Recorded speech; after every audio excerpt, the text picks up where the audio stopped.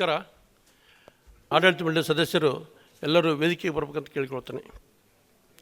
ಭಂಡಾರಿ ಸಾಹೇಬರು, ಚಂದ್ರಶೇಖರ್, ಅನ್ನಪೂರ್ಣ ಪಾಟೀಲ್, ಪ್ರಭು ಬಿರಾದರ್, ಪ್ರಭು ಚಿತ್ತಾಪುರ್, ಇಬ್ಬರು doctor Babu sir, ನಮ್ಮ ಆರ್ಥಿಕ ಸಲಹೆಗಾರರಾದ ಶ್ರೀಮಾನ್ ಮೇಲಪ್ಪ ಚಿಕ್ಕದುರ್ಗದವರು, ನಮ್ಮ ಕೆಲವು ನಿರ್ದೇಶಕರು, ಒಬ್ಬರು ಶಿವನಾಥ್ ನೀಲಂಗಿಯವರು ಅಮೆರಿಕಕ್ಕೆ ಹೋಗಿದ್ದಾರೆ, ಒಬ್ಬರು ನಮ್ಮ KR ಕಂದಗಲ್ ಸಾಹೇಬರು ಆಸ್ಟ್ರೇಲಿಯಾದಲ್ಲಿದ್ದಾರೆ, ಒಂದಿಬ್ಬರು ಬರೋಕ್ಕಾಗಲ್ಲಂತ ಲೀವ್ ಆಫ್ ಅಬ್ಸೆನ್ಸ್ ಕೇಳಿದ್ದಾರೆ. ಅವರೇನೋ ಒಂದು ಬೇರೆ ಕೆಲಸಗಳಿದ್ದ ಸಲುವಾಗಿ ಅವರ ಅನುಪಸ್ಥಿತಿಯಲ್ಲಿ ನಮ್ಮ ಈ ಕಾರ್ಯಕ್ರಮವನ್ನು ಮುಂದುವರಿಸೋಣ. ದಯವಿಟ್ಟು ಎಲ್ಲರೂ ಒಂದು ನಿಮಿಷ ಜಯ ಹೇ ಕರ್ನಾಟಕ ಮಾತೆ, ಜಯ ಸುಂದರ ನದಿವನಗಳ ನಾಡೆ, ಜಯ ಹೇ ರಸ ಋಷಿಗಳ ಬೀಡೆ, ಭೂದೇವಿಯ ಮಕುಟದ ನವಮಣಿಯೇ, ಗಂಧದ ಚಂದನ ಹೊನ್ನಿನ ಗಣಿಯೇ, ರಾಘವ ಮಧುಸೂದನರವ ತರಿಸಿದ ಭಾರತ ಜನನಿಯ ತನುಜಾತೆ, ಜನನಿಯ ಜೋಗುಳ ವೇದದ ಘೋಷ, ಜನನಿಗೆ ಜೀವವು ಇನ್ನಾವೇಶ, ಹಸುವಿನ ನೀಗಳ ಸಾಲೆ, ನಿನ್ನಯ ಕೊರಳಿನ ಮಾಲೆ, ಕಪಿಲ ಪತಂಜಲ ಗೌತಮ ಜಿನನುತ ಭಾರತ ಜನನಿಯ ತನುಜಾತೆ, ಶಂಕರ ರಮನುಜ ವಿದ್ಯಾರಣ್ಯ, ಬಸವೇಶ್ವರ ಮಧ್ವರ ದಿವ್ಯಾರಣ್ಯ, ರನ್ನ ಷಡಕ್ಷರಿ ಪೊನ್ನ, ಪಂಪನ ಕುಮಿಪತಿ ಜನ್ನ, ಕುಮಾರ ವ್ಯಾಸರ ಮಂಗಳ ಧಾಮ, ಕವಿ ಕೋಗಿಲೆಗಳ ಪುಣ್ಯಾರಾಮ, ನಾನಕ ರಾಮಾನಂದ ಕಬೀರರ ಭಾರತ ಜನನಿಯ ತನುಜಾತೆ, ಭೈರವ ಹೊಯ್ಸಳರಾಳಿದ ನಾಡೆ, ಡಂಕಣ ಜಕಣರ ನೆಚ್ಚಿನ ಬೇಡೆ, ಕೃಷ್ಣ ಶರಾವತಿ ತುಂಗ, ಕಾವೇರಿಯವರ ರಂಗ, ಚೈತನ್ಯ ಪರಮಹಂಸ ವಿವೇಕರ ಭಾರತ ಜನನಿಯ ತನುಜಾತೆ, ಸರ್ವ ಜನಾಂಗದ ಶಾಂತಿಯ ತೋಟ, ರಸಿಕರ ಕಂಗಳ ಸೆಳೆಯುವ ನೋಟ, ಹಿಂದೂ ಕ್ರೈಸ್ತ ಮುಸಲ್ಮಾನ, ಪಾರಸಿಕ ಜೈನ ಉದ್ಯಾನ, ಜನಕನ ಹೋಲುವ ದೊರೆಗಳ ಧಾಮ, ಭಾರತ ವೈದಿಕರ ರಾಮ, ಕನ್ನಡ ನುಡಿ ಕುಣಿದಾಡುವ ದೇಹ, ಕನ್ನಡ ತಾಯಿಯ ಮಕ್ಕಳ ದೇಹ, ಭಾರತ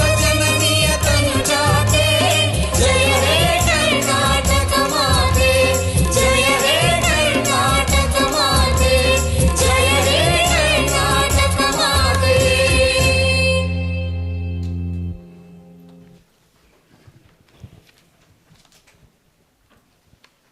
ವಿಷಯ ಸಂಖ್ಯೆ 2, ವಾರ್ಷಿಕ ಸಾಮಾನ್ಯ ಸಭೆಯ ಸೂಚನಾ ಪತ್ರವನ್ನು ಓದಿ ದಾಖಲಿಸುವುದು.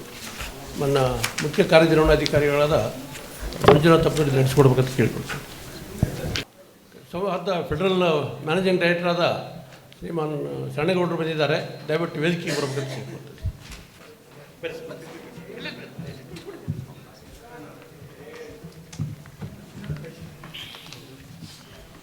ನವಕಲ್ಯಾಣ ಕರ್ನಾಟಕ ಸೌಹಾರ್ದ ಕ್ರೆಡಿಟ್ ಕೋಆಪರೇಟಿವ್ ಸೊಸೈಟಿ ನಿಯಮಿತ, ರಾಜಾಜಿನಗರ, ಬೆಂಗಳೂರು.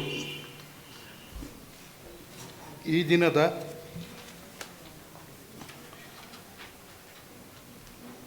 ಕಾರ್ಯಸೂಚಿ ಪ್ರಕಾರ ಕೆಳಗಿನಂತೆ ವಿಷಯಗಳಿರ್ತವೆ. ದಿನಾಂಕ 33/3/2023 ಪೂರ್ಣಗೊಂಡ 2022-23ನೇ ಸಾಲಿನ 11ನೇ ವಾರ್ಷಿಕ ಸಾಮಾನ್ಯ ಸಭೆಯು ನಮ್ಮ ಸಹಕಾರಿಯ ಅಧ್ಯಕ್ಷರಾದ ಶ್ರೀ VB ಪಾಟೀಲ್ ಇವರ ಅಧ್ಯಕ್ಷತೆಯಲ್ಲಿ ದಿನಾಂಕ 10/9/2023 ಭಾನುವಾರ ಬೆಳಗ್ಗೆ 11:30 ಗಂಟೆಗೆ ಕರ್ನಾಟಕ ಎಂಜಿನಿಯರ್ಸ್ ಅಕಾಡೆಮಿ, ಬಸವೇಶ್ವರ ನಗರ, ಬೆಂಗಳೂರು ಇಲ್ಲಿ ಈ ಕೆಳಕಂಡ ವಿಷಯಗಳನ್ನು ಪರಿಶೀಲಿಸಿ ಅಂಗೀಕರಿಸಲು ಕರೆಯಲಾಗಿದೆ. ಮಾನ್ಯ ಸದಸ್ಯರು ಸಕಾಲಕ್ಕೆ ಆಗಮಿಸಿ ಕಾರ್ಯಕಲಾಪಗಳಲ್ಲಿ ಭಾಗವಹಿಸಬೇಕಾಗಿ ಕೋರಿದೆ. ವಾರ್ಷಿಕ ಸಾಮಾನ್ಯ ಸಭೆಯ ಸೂಚನಾ ಪತ್ರವನ್ನು ಓದಿ ದಾಖಲಿಸಿದ ನಂತರ ವರದಿ ಸಾಲಿನಲ್ಲಿ ಮರಣ ಹೊಂದಿದ ಸಹಕಾರಿ ಸದಸ್ಯರಿಗೆ ಶ್ರದ್ಧಾಂಜಲಿ, ಅಧ್ಯಕ್ಷರಿಂದ ಸ್ವಾಗತ ಭಾಷಣ, ದಿನಾಂಕ 28/8/2022 ನಡೆದ 2021-22ನೇ ಸಾಲಿನ 10ನೇ ವಾರ್ಷಿಕ ಸಾಮಾನ್ಯ ಸಭೆಯ ನಡೆವಳಿಕೆಗಳನ್ನು ಓದಿ ದಾಖಲು ಮಾಡುವುದು.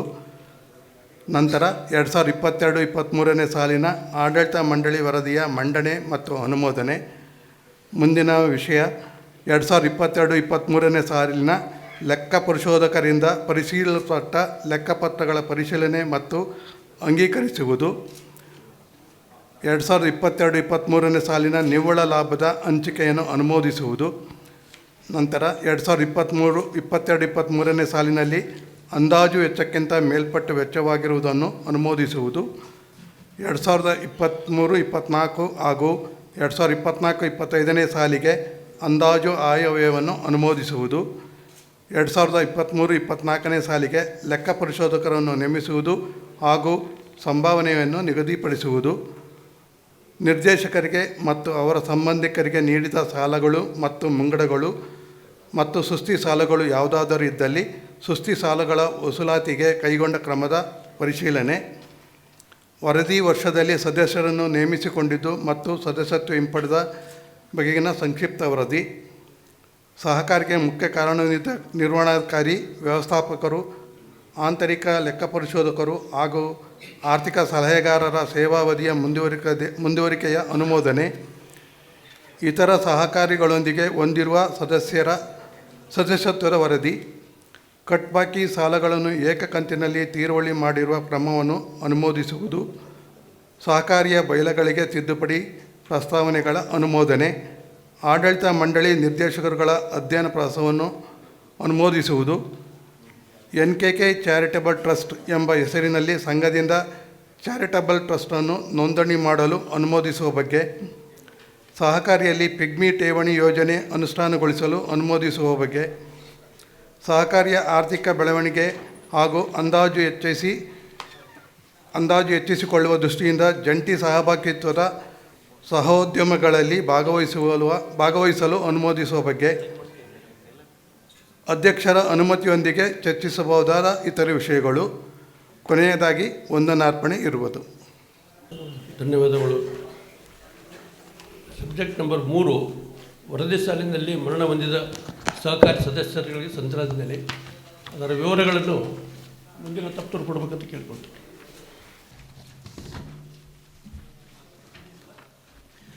2022-23ರ ಸಾಲಿನಲ್ಲಿ ಮರಣ ಹೊಂದಿದ ಸದಸ್ಯರುಗಳು ಮತ್ತು ಅವರ ವಿವರಗಳು ಕೆಳಗಿನಂತಿವೆ.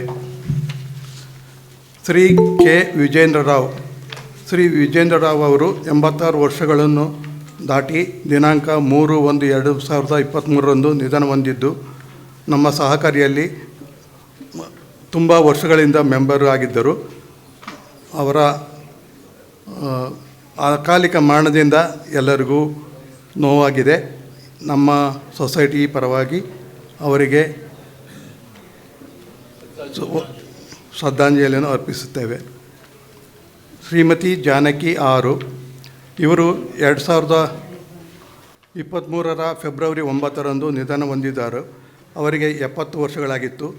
ಇವರು ಕೂಡ ಬಹಳ ವರ್ಷಗಳಿಂದ ನಮ್ಮಲ್ಲಿ ಸದಸ್ಯರಾಗಿದ್ದರು. ಮೂರನೆಯವರಾಗಿ ಶ್ರೀ SK ಸಿರಿ.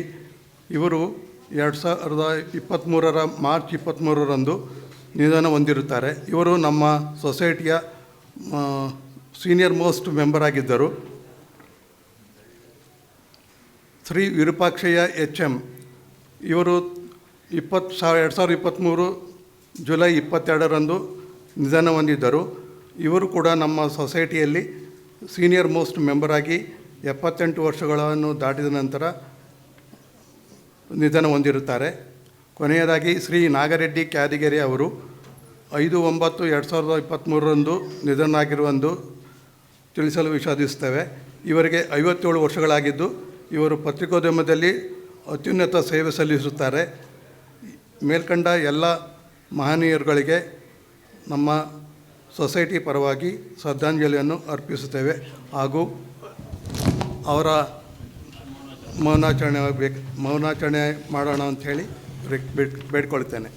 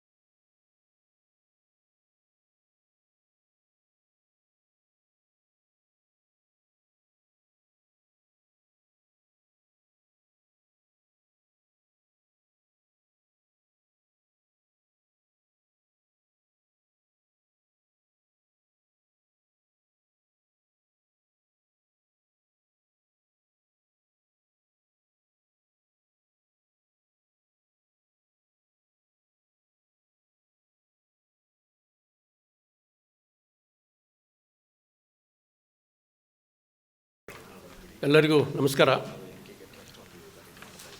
ಈ 11ನೇ ವಾರ್ಷಿಕ ಮಹಾಸಭೆಗೆ ಇಲ್ಲಿ ಹಾಜರಿದ್ದ ಮತ್ತು ಆನ್ಲೈನ್ನಲ್ಲಿ ಜಾಯ್ನ್ ಆಗಿರ್ತಕ್ಕಂಥ ಎಲ್ಲ ಗೌರವಾನ್ವಿತ ಸದಸ್ಯರನ್ನು ಹೃತ್ಪೂರ್ವಕ ಸ್ವಾಗತಿಸುತ್ತಾ ನನ್ನ ಪ್ರಾಸ್ತಾವಿಕ ಮಾತುಗಳನ್ನು ಹೇಳೋಕ್ಕೆ ಇಷ್ಟಪಡ್ತೀನಿ. ಸನ್ಮಾನ್ಯ ಸದಸ್ಯರೇ, ನವಕಲ್ಯಾಣ ಕರ್ನಾಟಕ ಸೌಹಾರ್ದ ಕ್ರೆಡಿಟ್ ಕೋಆಪರೇಟಿವ್ ಸೊಸೈಟಿ ನೇಮಿತ ಇದರ 11ನೇ ವಾರ್ಷಿಕ ಮಹಾಸಭೆಗೆ ಭಾಗವಹಿಸಿದ ಎಲ್ಲ ಸದಸ್ಯರನ್ನು ಮತ್ತು ಆನ್ಲೈನ್ನಲ್ಲಿ ಭಾಗವಹಿಸಿದ ಎಲ್ಲ ಸದಸ್ಯರನ್ನು ನಾನು ಅತ್ಯಂತ ಆತ್ಮೀಯವಾಗಿ ಸ್ವಾಗತಿಸುತ್ತೇನೆ. ನಮ್ಮ ಸಹಕಾರ್ಯವು 2012 ಸಾಲಿನಲ್ಲಿ ಪ್ರಾರಂಭಗೊಂಡು ಪ್ರಸ್ತುತ 11 ವರ್ಷಗಳನ್ನು ಯಶಸ್ವಿಯಾಗಿ ಪೂರ್ಣಗೊಳಿಸಿ 12ನೇ ವರ್ಷದಲ್ಲಿ ಮುನ್ನಡೆಯುತ್ತಿದೆ. ಕಳೆದ 11 ವರ್ಷಗಳಲ್ಲಿ ನಿಮ್ಮ ಸಹಕಾರಿಯ ಎಲ್ಲ ಸದಸ್ಯರ ಪ್ರೀತಿ, ವಿಶ್ವಾಸ, ಅಭಿಮಾನ ಹಾಗೂ ಸಹಕಾರದಿಂದ ವರ್ಷದಿಂದ ವರ್ಷಕ್ಕೆ ಎಲ್ಲ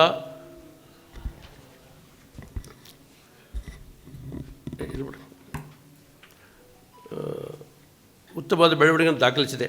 ಕೋವಿಡ್-19 ಪರಿಣಾಮದಿಂದಾಗಿ ನಿರೀಕ್ಷೆಯಂತೆ ವ್ಯವಹಾರಗಳಲ್ಲಿ ಹಿನ್ನಡೆಯಾದ ಕಾರಣದಿಂದ ಅಭಿವೃದ್ಧಿಯು ಸ್ವಲ್ಪ ಮಟ್ಟಿಗೆ ಕುಂಠಿತವಾಗಿರುವುದನ್ನು ತಮ್ಮ ಗಮನಕ್ಕೆ ತರಲು ಬಯಸುತ್ತೇನೆ. ಆದಾಗ್ಯೂ ಹಿಂದಿನ ವರ್ಷಕ್ಕೆ ಹೋಲಿಸಿದಲ್ಲಿ ನಮ್ಮ ಸಹಕಾರಿಯು ಎಲ್ಲ ಪ್ರಮುಖ ಹಣಕಾಸು ವಿಷಯಗಳಲ್ಲಿ ಬೆಳವಣಿಗೆಯನ್ನು ಸಾಧಿಸುವುದನ್ನು ಗುರುತಿಸಬಹುದು. ದಿನಾಂಕ 28/8/2022 ನಡೆದ ಸಹಕಾರಿ 10ನೇ ವಾರ್ಷಿಕ ಸಾಮಾನ್ಯ ಸಭೆಯ ನಡವಳಿಕೆಗಳು, ದಿನಾಂಕ 31/3/2023 ಅಂತ್ಯಗೊಂಡ ಲೆಕ್ಕ ಪರಿಶೋಧಕರ ವರದಿ, ಸದರಿ ಸಾಲಿನ ಹಣಕಾಸು ತಕ್ತೆಗಳನ್ನು ಮತ್ತು ವಾರ್ಷಿಕ ವರದಿಯನ್ನು, ಉಪವಿಧಿಗಳ ತಿದ್ದುಪಡಿ ವಿವರಗಳನ್ನು ಈಗಾಗಲೇ ತಮಗೆ ಇಮೇಲ್ ಮುಖಾಂತರ ಕಳಿಸಲಾಗಿದ್ದು ಅವುಗಳನ್ನು ಓದಿರುವುದೆಂದು ನಾನು ಭಾವಿಸುತ್ತೇನೆ. ಇದು ಕೂಡ ನಮ್ಮ ವೆಬ್ಸೈಟ್ನಲ್ಲಿ ಕೂಡ ಅವೈಲೇಬಲ್ ಇದೆ. ತಾವೆಲ್ಲರೂ ಸಹಕಾರಿಯ ಪ್ರಸ್ತುತ ಆಡಳಿತ ಮಂಡಳಿ ವರದಿ ಹಾಗೂ ದಿನಾಂಕ 31/3/2023 ಹಣಕಾಸು ತಜ್ಞರು ಗಮನಿಸಿರಬಹುದೆಂದು ಭಾವಿಸಿದ್ದೇನೆ. ಕಳೆದ 11 ವರ್ಷಗಳಲ್ಲಿ ನಮ್ಮ ಸಹಕಾರಿಯು ಹೆಚ್ಚಿನ ಸಂಪನ್ಮೂಲಗಳನ್ನು ಕ್ರೋಢಿಸುವ ಜೊತೆಗೆ ತನ್ನ ಸದಸ್ಯರಿಗೆ ಸಾಲ ಮುಂಗಡಗಳ ಮೂಲಕ ಅವರ ಆರ್ಥಿಕ ಅವಶ್ಯಕತೆ ಪೂರೈಸಲು ಸಾಕಷ್ಟು ಯೋಜನೆಗಳು ಹಮ್ಮಿಕೊಂಡಿದ್ದು ಮಾನ್ಯ ಸದಸ್ಯರು ಗಮನಿಸಲು ಕೋರುತ್ತೇನೆ.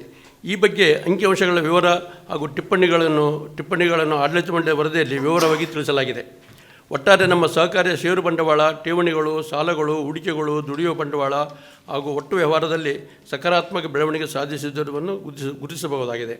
ಮೇಲಿದೆ ತಿಳಿಸಿದ ಸಕಾರಾತ್ಮಕ ಬೆಳವಣಿಗೆ ಸದಸ್ಯರ ಸಕ್ರಿಯ ಸಹಕಾರ, ಆಡಳಿತ ಮಂಡಳಿ ಸದಸ್ಯರ ಹಾಗೂ ಸಹಕಾರಿ ಸಿಬ್ಬಂದಿಯ ಸಂಪೂರ್ಣ ಸಹಕಾರದಿಂದ ಈ ಪ್ರಗತಿಯನ್ನು ಸಾಧಿಸಲಾಗಿದೆ ಎಂದು ಅಭಿಮಾನಪೂರ್ವಕವಾಗಿ ಹೇಳಲು ಅಪೇಕ್ಷಿಸುತ್ತೇನೆ. ಮಾನ್ಯ ಗುಂಡೂರಾವ್ ಅವರು ಬಂದಿದ್ದಾರೆ, ದಯವಿಟ್ಟು ವೇದಿಕೆಗೆ ಬರಬೇಕು. ಶ್ರೀಮಾನ್ ಗುಂಡೂರಾವ್ ಅವರು ನಮ್ಮ ಸೌಹಾರ್ದ ಫೆಡರಲ್ನ ನಿರ್ದೇಶಕರು, ದಯವಿಟ್ಟು ವೇದಿಕೆಗೆ ಬರಬೇಕು.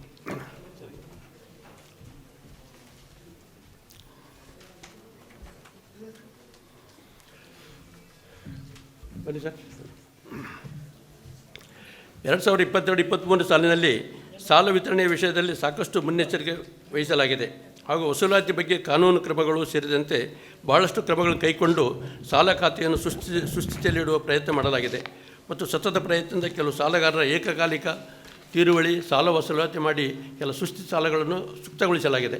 2022-23 ಸಾಲಿನಲ್ಲಿ ಠೇವಣಿಗಳ ಮೇಲೆ ಬಡ್ಡಿದರವನ್ನು ಹಂತವಾಗಿ ಕಡಿತಗೊಳಿಸಿ ವ್ಯಾವಹಾರಿಕ ಖರ್ಚುಗಳನ್ನು ಮತ್ತು ಆಡಳಿತದ ವೆಚ್ಚಗಳನ್ನು ಕಡಿಮೆಗೊಳಿಸಲಾಗಿದೆ ಪರಿಣಾಮವಾಗಿ 2021-22 ಸಾಲಿಗಿಂತ 2022-23 ಸಾಲಿನಲ್ಲಿ ನಿವ್ವಳ ಲಾಭದಲ್ಲಿ ಸ್ವಲ್ಪ ಮಟ್ಟಿಗೆ ಹೆಚ್ಚಿಗೆ ಲಾಭ ಗಳಿಸಿರುವುದನ್ನು ಗಮನಿಸಬಹುದು ಮತ್ತು ಪ್ರಸ್ತುತ ವರ್ಷದಲ್ಲಿ ಸಾಕಷ್ಟು ಅವಕಾಶಗಳನ್ನು ಒದಗಿಸಿ ಹಣಕಾಸು ಸ್ಥಿತಿಯನ್ನು ಸದೃಢಗೊಳಿಸಲಾಗಿದೆ ಎಂದು ತಿಳಿಸಲು ಬಯಸುತ್ತೇನೆ. 2023-24, 2024-25 ಸಾಲುಗಳಿಗೆ ಸರಾಸರಿ 10ರ ಬೆಳವಣಿಗೆಯೊಂದಿಗೆ ಪ್ರಮುಖ ಹಣಕಾಸು ಬಾಬ್ತಿಗಳನ್ನು ಸಾಧಿಸಬಹುದಾದ ಗುರಿಗಳನ್ನು ಹಾಕಿಕೊಳ್ಳಲಾಗಿದೆ. 2023-24 ಸಾಲಿನಲ್ಲಿ ನಿವ್ವಳ ಲಾಭದ ಗುರಿಯನ್ನು ರೂಪಾಯಿ 1,07,00,000 2024-25 ಸಾಲಿನಲ್ಲಿ 1,15,00,000 ಗುರಿಯನ್ನು ನಿಗದಿಪಡಿಸಿರ್ತೇವೆ. ನಿಮ್ಮೆಲ್ಲರ ಸಹಕಾರ, ಪ್ರೋತ್ಸಾಹ ಮತ್ತು ಸಹಕಾರಿ ವ್ಯವಹಾರದಲ್ಲಿ ಸಕ್ರಿಯವಾಗಿ ಪಾಲ್ಗೊಳ್ಳುವುದರಿಂದ ಆಡಳಿತ ಮಂಡಳಿ ವರದಿಯಲ್ಲಿ ವಿವರಿಸುವಂತೆ ನಿಗದಿತ ಗುರಿಯನ್ನು ಮುಟ್ಟುವ ವಿಶ್ವಾಸವನ್ನು ಹೊಂದಿರುತ್ತೇವೆ. ನಮ್ಮ ಸಹಕಾರಿ ಹೂಡಿಕೆಯು 2,50,00,000 ಶ್ರೀ ಗುರು ರಾಘವೇಂದ್ರ ಸಹಕಾರಿ ಬ್ಯಾಂಕಿನಲ್ಲಿ ಮಾಡಿದ್ದು ತಮ್ಮೆಲ್ಲರಿಗೆ ಗಮನಕ್ಕೆ ಈಗಾಗಲೇ ತರಲಾಗಿದೆ. ಇದು ಕೂಡ ನಮ್ಮ ಸ್ವಲ್ಪ ಕಳವಳಕ್ಕೆ ಕಾರಣವಾಗಿದೆ. ನಮ್ಮ ಠೇವಣಿ ವಾಪಸ್ ಪಡೆಯುವ ಭರವಸೆ ಇದ್ದರೂ ಕೂಡ ಸದರಿ ಠೇವಣಿಯ ಅಪಾಯದ ಆತಂಕ ಇದ್ದೇ ಇರುತ್ತದೆ. ಆದ್ದರಿಂದ ಪ್ರಸ್ತುತ ವರ್ಷದಿಂದ ಬ್ಯಾಂಕಿನ ಲಾಭಾಂಶದಲ್ಲಿ ಹೆಚ್ಚಿನ ಅವಕಾಶ ಮಾಡುವುದು ಅನಿವಾರ್ಯವಾಗಿರುತ್ತದೆ. ಈ ಹಿನ್ನೆಲೆಯಲ್ಲಿ ಮುಂದಿನ ವರ್ಷದಿಂದ ಹೆಚ್ಚಿನ ಅವಕಾಶಗಳನ್ನು ಕಲ್ಪಿಸಿದರೆ ಸಹಕಾರಿ ಸಂಘದ ಆರ್ಥಿಕತೆ ಬಲಿಷ್ಠತೆ ಹೊಂದುತ್ತದೆ. ಸಹಕಾರಿಯ ರಾಯಚೂರು ಶಾಖೆಯ ಪ್ರಗತಿ. ಸಹಕಾರಿಯ ವ್ಯವಹಾರ ವೃದ್ಧಿಸುವ ಉದ್ದೇಶಕ್ಕಾಗಿ ರಾಯಚೂರಿನಲ್ಲಿ ಹೊಂದಿರುವ ಶಾಖೆಯು ವ್ಯವಹಾರಗಳನ್ನು ವೃದ್ಧಿಸುವುದರ ಜೊತೆಗೆ ದಿನಾಂಕ 31/3/2023 ಅಂತ್ಯಕ್ಕೆ ಸುಮಾರು 21,75,000 ಲಾಭ ಗಳಿಸಿರುವುದು ತಿಳಿಸಲು ತುಂಬ ಹರ್ಷವಾಗುತ್ತದೆ. ದಿನಾಂಕ 31/3/2022 ಅಂತ್ಯಕ್ಕೆ ಶಾಖೆಯ ಲಾಭ 6,75,000 ಇತ್ತು. ಶಾಖೆ ಪ್ರಾರಂಭವಾದ ನಂತರ 4 ವರ್ಷಗಳ ನಂತರ ಹಣಕಾಸು ವ್ಯವಹಾರಗಳಲ್ಲಿ ಪ್ರಗತಿಯನ್ನು ಸಾಧಿಸುವ ಜೊತೆಗೆ ಲಾಭಾಂಶ ಗಳಿಸಿರುವುದನ್ನು ಶುಭ ಸೂಚಕವಾಗಿರುತ್ತದೆ. ಶಾಖೆಯ ಹಣಕಾಸು ವ್ಯವಹಾರಗಳನ್ನು ವೃದ್ಧಿಗೊಳಿಸಿ ಲಾಭಾಂಶದ ಪ್ರಮಾಣವನ್ನು ಹೆಚ್ಚಿಸಲು ಕ್ರಮವಹಿಸಲಾಗುತ್ತದೆ. ನಿವ್ವಳ ಲಾಭ. ವರದಿ ವರ್ಷ ಅಂದರೆ 2022-23 ಸಾಲಿನಲ್ಲಿ ಸಹಕಾರಿಯು 1,04,78,000 ನಿವ್ವಳ ಲಾಭ ಗಳಿಸಿರುತ್ತದೆ. 2021-22 ಸಾಲಿನಲ್ಲಿ 95 ಲಕ್ಷ ಲಾಭ ಗಳಿಸಿತ್ತು. ನಮ್ಮ ಸಹಕಾರಿಯು 2013-14 ಅಂದರೆ ಸಹಕಾರಿಯ ಪ್ರಾರಂಭ ವರ್ಷದಿಂದ ಲಾಭಾಂಶದಲ್ಲಿ ಡಿವಿಡೆಂಡ್ ವಿತರಿಸಲಾಗಿತ್ತು. ಹಾಗೂ ಕಳೆದ ವರ್ಷ ಕೂಡ 7% ಡಿವಿಡೆಂಡ್ ನೀಡಲಾಗಿತ್ತು. 2022-23 ಸಾಲ ಡಿವಿಡೆಂಡ್ ಘೋಷಣೆ ಬಗ್ಗೆ ವ್ಯಾಪಕ ಚರ್ಚೆ, ಸೂಕ್ತ ತೀರ್ಮಾನ ತೆಗೆದುಕೊಳ್ಳುವುದು ಸೂಕ್ತ ಎಂದು ಅಭಿಪ್ರಾಯಪಟ್ಟಿರುತ್ತದೆ. ಆಡಳಿತ ಮಂಡಳಿಯು ಡಿವಿಡೆಂಡನ್ನು 9% ಪಾವತಿಸಲು ಶಿಫಾರಸು ಮಾಡಿರುತ್ತದೆ. ಈ ಸಭೆಯಲ್ಲಿ ಸಹಕಾರಿ ಉಪ ವಿಧಿಗಳ 3 ತಿದ್ದುಪಡಿ ಪ್ರಸ್ತಾವನೆಯನ್ನು ಮಂಡಿಸಲಾಗಿದೆ. ಸಹಕಾರಿ ಸಿಬ್ಬಂದಿಗಳ ಹಿತದೃಷ್ಟಿಯಿಂದ ಹಾಗೂ ಇತ್ತೀಚಿನ ದಿನಗಳಲ್ಲಿ ಬೆಲೆ ಏರಿಕೆ ಪರಿಣಾಮವಾಗಿ ಈ ತಿದ್ದುಪಡಿಯನ್ನು ಮಂಡಿಸಲಾಗಿದೆ. ಆದ್ದರಿಂದ ಈ ವಿಷಯದಲ್ಲಿ ವಿವರವಾಗಿ ಚರ್ಚಿಸಿ ಅನುಮೋದನೆ ಕೋರುತ್ತೇನೆ. ಸಹಕಾರಿ ವೆಬ್ಸೈಟನ್ನು ಇಂದಿನ ಸಾಮಾನ್ಯ ಸಭೆಯಲ್ಲಿ ಅನಾವರಣ ಮಾಡಲಾಗಿದೆ. ಇದರಿಂದ ಸದಸ್ಯರ ಮತ್ತು ಸಹಕಾರಿಗಳ ಸಂಬಂಧ ಭಾಳ ಸಮೀಪವಾಗಿರುತ್ತದೆ ಮತ್ತು ಸುಲಲಿತ ಹಾಗೂ ಸರಳವಾಗಿ ಸಂಪರ್ಕಿಸಲು ಅನುಕೂಲವಾಗಿರುತ್ತದೆ. ಮಾನ್ಯ ಸದಸ್ಯರು ಇದನ್ನು ಪ್ರಯೋಜನ ಪಡೆಯಬೇಕೆಂದು ತಮ್ಮಲ್ಲಿ ಕೋರುತ್ತೇನೆ. ಸಹಕಾರಿಯ ಅಭಿವೃದ್ಧಿ ದೃಷ್ಟಿಯಿಂದ ಆಡಳಿತ ಮಂಡಳಿ ನಿರ್ದೇಶಕರ ಅಧ್ಯಯನ ಪ್ರವಾಸ, NKK ಚಾರಿಟೇಬಲ್ ಟ್ರಸ್ಟ್, ಪಿಗ್ಮಿ ಠೇವಣಿ ಯೋಜನೆ ಅನುಷ್ಠಾನ ಹಾಗೂ ಜಂಟಿ ಸಹಭಾಗಿತ್ವದಲ್ಲಿ ಸಹೋದ್ಯಮ ಭಾಗವಹಿಸುವಿಕೆ ಪ್ರಸ್ತಾವನೆ ಮಂಡಿಸಲಾಗಿದ್ದು ವಿವರವಾಗಿ ಚರ್ಚಿಸಿ ಅನುಮೋದನೆ ನೀಡಲು ಕೋರುತ್ತೇನೆ. ಕೃತಜ್ಞತೆಗಳು. ನಮ್ಮ ಸಹಕಾರಿಯ ಸರ್ವಾಂಗೀಣ ಪ್ರಗತಿಗೆ ಸಹಕಾರಿಯಲ್ಲಿ ಇಟ್ಟಿರುವ ನಂಬಿಕೆ ಹಾಗೂ ವಿಶ್ವಾಸಕ್ಕೆ ಕಾರಣಕರ್ತರಾದ ಸನ್ಮಾನ ಸದಸ್ಯರಿಗೆ ಹಾಗೂ ಅಧ್ಯಕ್ಷನಾಗಿ ನನ್ನ ಕರ್ತವ್ಯಗಳನ್ನು ನಿರ್ವಹಿಸುವಲ್ಲಿ ನನಗೆ ಬೆಂಬಲ ಸಕ್ರಿಯ ಸಹಕಾರ ನೀಡಿದ ನಮ್ಮ ಸಹಕಾರಿ ಉಪಾಧ್ಯಕ್ಷರಾದ ಶ್ರೀ ಬಸವಲಿಂಗಪ್ಪ ಶಾವಂತಗಿರಿ ಹಾಗೂ ಎಲ್ಲ ಆಡಳಿತ ಮಂಡಳಿ ಸದಸ್ಯರಿಗೂ, ಆರ್ಥಿಕ ಸಲಹೆಗಾರರಾದ ಶ್ರೀ ಮೇಲಪ್ಪ, ಲೆಕ್ಕ ಪರಿಶೋಧಕರಾದ Shri mister BS Chandrashekar and company chartered accountants ಹಾಗೂ ಸಹಕಾರಿಯ ಸಮರ್ಪಕ ಕಾರ್ಯನಿರ್ವಹಣೆಯಲ್ಲಿ ಅಗತ್ಯ ಮಾರ್ಗದರ್ಶನ ನೀಡುತ್ತಿರುವ ಸಹಕಾರಿ ಇಲಾಖೆಗೂ, ಕರ್ನಾಟಕ ರಾಜ್ಯ ಸೌಹಾರ್ದ ಸಂಯುಕ್ತ ಸಹಕಾರಿ ಅಧ್ಯಕ್ಷರಿಗೂ, ವ್ಯವಸ್ಥಾಪಕ ನಿರ್ದೇಶಕರಿಗೂ, ಸಹಕಾರಿ ವ್ಯವಹರಿಸಿರುವ apex bank, IDBI bank, Karur Vysya bank, Ujjivan small finance bank, Shamrao Vithal cooperative bank, ಬ್ಯಾಂಕಿನ ವ್ಯವಸ್ಥಾಪಕರುಗಳಿಗೆ ಹಾಗೂ ಸಿಬ್ಬಂದಿ ವರ್ಗದವರಿಗೆ ಕೃತಜ್ಞತೆಗಳನ್ನು ಅರ್ಪಿಸುತ್ತೇನೆ. ಅರ್ಪಣಾ ಮನೋಭಾವದಿಂದ ಮುಖ್ಯ ಕಾರ್ಯನಿರ್ವಹಣಾಧಿಕಾರಿ ಕಾರ್ಯನಿರ್ವಹಿಸುತ್ತಿರುವ ಶ್ರೀ ಮಂಜುನಾಥ ಪಕ್ಕೆ, ವ್ಯವಸ್ಥಾಪಕರಾದ ಶ್ರೀ ವಾಸು ಗೊಲ್ಲ ಹಾಗೂ ಸಿಬ್ಬಂದಿ ವರ್ಗದವರಿಗೂ ನನ್ನ ಕೃತಜ್ಞತೆಗಳನ್ನು ಅರ್ಪಿಸುತ್ತೇನೆ. ಕೊನೆಯದಾಗಿ ತಮ್ಮೆಲ್ಲರ ಸಹಕಾರ ಪ್ರೋತ್ಸಾಹದಿಂದ ನಮ್ಮ ಸಹಕಾರಿಯು ಇನ್ನೂ ಹೆಚ್ಚಿನ ಪ್ರಗತಿಯನ್ನು ಸಾಧಿಸಲಿ ಎಂದು ಇಷ್ಟದಲ್ಲೂ ಆಶಿಸುತ್ತಾ ಈ ದಿನದ 22-23 ಸಾಲಿನ ಮಹಾಸಭೆಗೆ ಮತ್ತೊಮ್ಮೆ ತಮ್ಮೆಲ್ಲರೂ ಉತ್ಪೂರ್ವಕ ಸ್ವಾಗತಿಸುತ್ತಾ ಮತ್ತು ಸಭೆಯ ಕಾರ್ಯಸೂಚಿಯಂತೆ ವಿಷಯಗಳನ್ನು ವಿವರವಾಗಿ ಚರ್ಚಿಸಿ ಅದರ ಅನುಮೋದನೆ ನೀಡಬೇಕೆಂದು ವಿನಂತಿಸುತ್ತೇನೆ. ತಮ್ಮೆಲ್ಲರ ಸಹಕಾರಿಗೆ 11ನೇ ವಾರ್ಷಿಕ ಸಾಮಾನ್ಯ ಸಭೆಗೆ ಹೃತ್ಪೂರ್ವಕವಾಗಿ ಮತ್ತೊಮ್ಮೆ ಸ್ವಾಗತಿಸುತ್ತೇನೆ. ಜೈ ಹಿಂದ್, ಜೈ ಸೌಹಾರ್ದ ಸಹಕಾರ, ಜೈ ಕರ್ನಾಟಕ.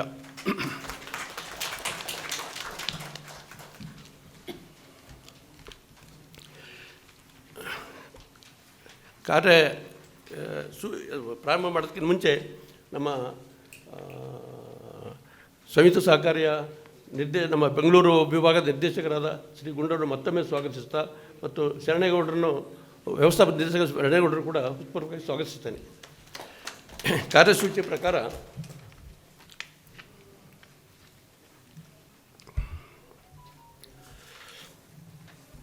ವಿಷಯಗಳನ್ನು ತಗೊಳ್ಳೋಣ.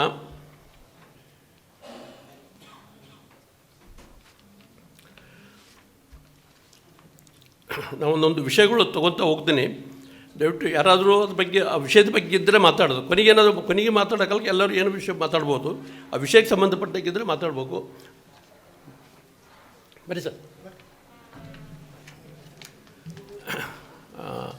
ಆನ್ಲೈನ್ನಲ್ಲಿ ಜಾಯ್ನ್ ಆಗಿರ್ತಕ್ಕಂಥ ಎಲ್ಲ ಸದಸ್ಯರಿಗೂ ಇದೇ ರೀತಿ ವಿನಂತಿ ಮಾಡಿಕೊಳ್ಳೋದೇನೆಂದರೆ, ವಿಷಯಕ್ಕೆ ಸಂಬಂಧಪಟ್ಟಿದ್ದಾಗ ಮಾತ್ರ ಅದಕ್ಕೆ ಏನಾದರೂ ಸೂಚನೆ ಕೊಟ್ಟರೆ ಅದ್ರ ಪ್ರಕಾರ ನಾನು ಮಾತಾಡೋಕ್ಕೆ ಅವಕಾಶ ಕೊಡ್ತೀವಿ. ನಾವು ಅದಕ್ಕೆ ಪ್ರತಿಕ್ರಿಯೆಯನ್ನು ಕೊಡ್ತೀವಿ. ಕೊನೆ ನಂತರ ಎಲ್ಲ ಸಲಹೆ ಸೂಚನೆಗಳನ್ನು ಮಾರ್ಗದರ್ಶನಗಳು ಎಲ್ಲ ತೊಗೋಬೋದು ನಾವು. ಈಗ ವಿಷಯಗಳು ಪ್ರಕಾರ ಹೋಗೋಣ. ಹಲೋ, ಪುಟ 3ರಲ್ಲಿ ವಿಷಯ ಮತ್ತು ಅದ್ರ ಬಗ್ಗೆ ಇರತಕ್ಕಂಥ ಟಿಪ್ಪಣಿ ಎರಡೂ ಒದಗಿಸಿದ್ದೀವಿ. ವಿಷಯ ಸಂಖ್ಯೆ 5, ದಿನಾಂಕ 28/8/2022 ನಡೆದ ಸಹಕಾರಿಯ 10ನೇ ವಾರ್ಷಿಕ ಸಾಮಾನ್ಯ ಸಭೆಯ ನಡವಳಿಕೆಗಳನ್ನು ಓದಿ ದಾಖಲೆ ಮಾಡಬಹುದು. ದಿನಾಂಕ 28/8/2022 ನಡೆದ ಸಹಕಾರಿ 10ನೇ ವಾರ್ಷಿಕ ಸಾಮಾನ್ಯ ಸಭೆಯ ನಡವಳಿಕೆಗಳನ್ನು ಇದರೊಂದಿಗೆ ಲಗತ್ತಿಸಲಾಗಿದೆ. ಸದರಿ ನಡವಳಿಕೆಗಳನ್ನು ಓದಿ ದಾಖಲೆ ಮಾಡಲು ಸಾಮಾನ್ಯ ಸಭೆಯ ಮುಂದೆ ಮಂಡಿಸಲಾಗಿದೆ. ಪುಟ 19ರಿಂದ 24ರವರೆಗೆ ಗಮನಿಸಬೇಕಂತ ಕೇಳ್ತೇನೆ.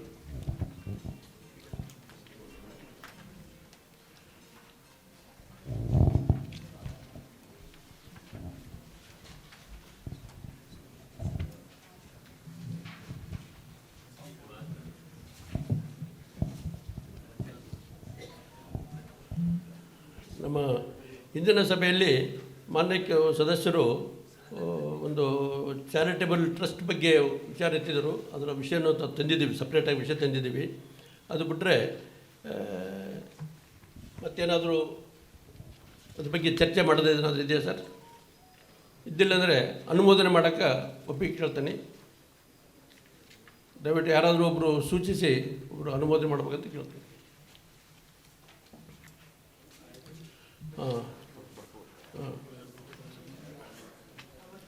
ವೆಂಕಪ್ಪ ದೇವರೆಡ್ಡಿಯವರು ಸೂಚಿಸ್ತಾರೆ, CM ಅವಾರಿಯವರು ಅನುಮೋದಿಸ್ತಾರೆ.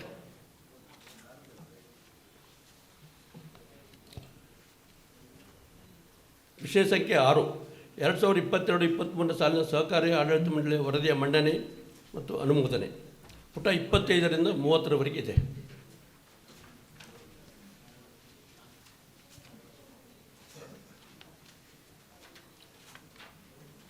ಈಗ ನನ್ನ ಪ್ರಸ್ತಾವಿಕ ವಿಷಯದಲ್ಲಿ ಭಾಷಣದಲ್ಲಿ ಸಂಕ್ಷಿಪ್ತವಾಗಿ ಹೇಳಿದ್ದೇನೆ. ಅದರ ಪೂರ್ತಿ ವಿವರಗಳು ಅದರಲ್ಲಿದೆ. ನಮ್ಮ ಪ್ರತಿಯೊಂದು ವಿಷಯದಲ್ಲಿ ನಮ್ಮ ಸಾಧನೆಗಳು ಮತ್ತು ಎಲ್ಲ ಅದರಲ್ಲಿ ವಿವರವಾಗಿ ಹೇಳಿದ್ದೀವಿ. ಬಟ್ ಒಂದೇನಂತಂದರೆ, ನಾನೇ ಹೇಳ್ಬೋದಂದರೆ, ಈ 22-23 ಸಾಲಲ್ಲಿ ನಾವು ಸುಮಾರು 10%ಗಿಂತ ಜಾಸ್ತಿ ಗುರಿ ಇಟ್ಕೊಂಡಿದ್ವಿ ಸಾಲ ಮತ್ತು ಠೇವಣಿಯಲ್ಲಿ. ಅವು ಮಾಡೋಕ್ಕೆ ಉದ್ದೇಶಪೂರ್ವಕ ಮಾಡೋಕ್ಕಾಗದಂಥ ಸಾಲಗಳು ಸ್ವಲ್ಪ ಭಾಳ ಸೆಲೆಕ್ಟಿವ್ ಆಗಿ ಸಾಲ ಕೊಡ್ತಾಯಿದ್ದೀವಿ. ಹಿಂಗಾಗಿ ಠೇವಣಿ ಕೂಡ ಮಾಡೋಕ್ಕಾಗಲ್ಲ. ಠೇವಣಿಗಳೇ ನಮ್ಮಲ್ಲಿ ಸ್ವಲ್ಪ ಹೆಚ್ಚಿಗೆ ಆಗಿಬಿಟ್ಟಿದೆ. ಹಿಂಗಾಗಿ ಠೇವಣಿ ಕೂಡ ಮೊಬಿಲೈಸ್ ಮಾಡಿಲ್ಲ ನಾವು. ಯಾರಾಗಿ ವಾಲಂಟಿ ತೊಗೊಂಡ್ರು ಮಾತ್ರ ನಾವು ತೊಗೊಳ್ತಾ ಇದ್ದೀವಿ. ಹಿಂಗಾಗಿ ಅವೆರಡು ವಿಷಯದಲ್ಲಿ ಉಳಿದುಬಿಟ್ರೆ ನಮ್ಮದು ವರ್ಕಿಂಗ್ ಕ್ಯಾಪಿಟಲು ಮತ್ತು ಇನ್ವೆಸ್ಟ್ಮೆಂಟ್ಸು ಎಲ್ಲ ಒಳ್ಳೆ ಗ್ರೋತ್ ಇದೆ.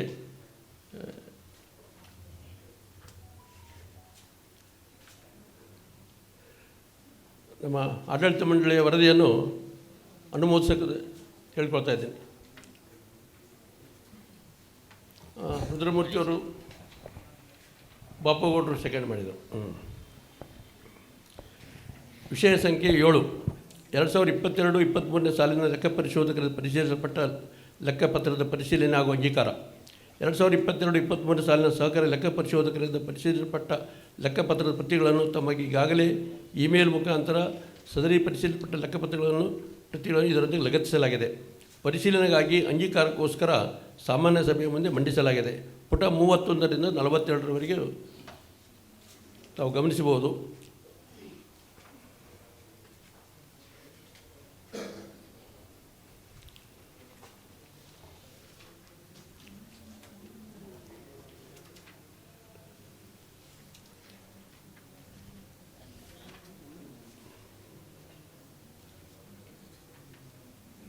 ಅಂಗೀಕಾರ ಮಾಡ್ಬೋದಾ?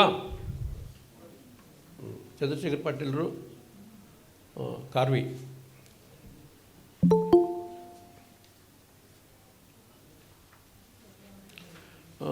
ವಿಷಯ 8 ಬಹುಶಃ ಇದ್ರ ಬಗ್ಗೆ ಎಲ್ಲರೂ ಚರ್ಚೆ ಮಾಡ್ತಾರೆ ಅಂತ ಅಂದ್ಕೊಂಡಿದ್ದೀನಿ. 2022-23 ಸಾಲಿನ ನಿವ್ವಳ ಲಾಭದ ಹಂಚಿಕೆಯನ್ನು ಅನುಮೋದಿಸುವುದು.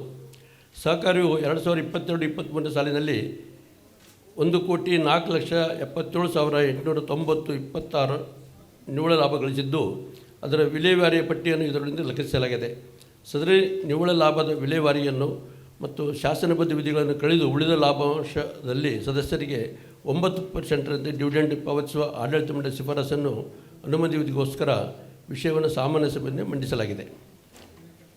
ಪುಟ 42ರಲ್ಲಿದೆ.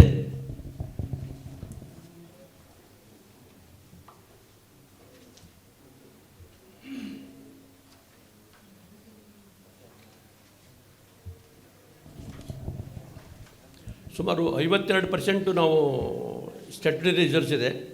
ಅದರಲ್ಲಿ 9% ಕೊಟ್ಟರೆ ಸುಮಾರು 32,42,000. ಇನ್ನು ಉಳಿಯೋದು 17 ಲಕ್ಷ ಉಳೀತದೆ. ಇದ್ರ ಬಗ್ಗೆ ಡಿವಿಡೆಂಡ್ ಕೊಡೋದ್ರ ಬಗ್ಗೆ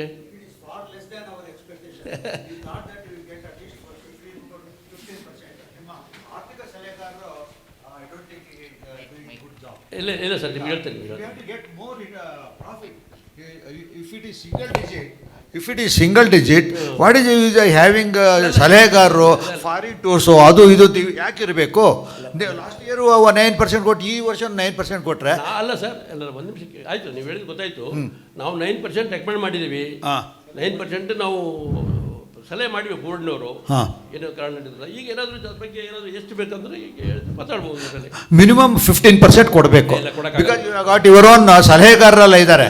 ಏನು ಮಾತಾಡ್ತೀರ, IAS, IPS, ಪೊಲೀಸು ಎಲ್ಲ ಹೇಳ್ತೀರಾ, ಬಟ್ ಇಲ್ಲಿ ಪರ್ಸೆಂಟೇಜ್ ನೋಡಿದರೆ ಲೆಸ್ ದೆನ್ 2 digits. ಅಲ್ಲ, it is contrary.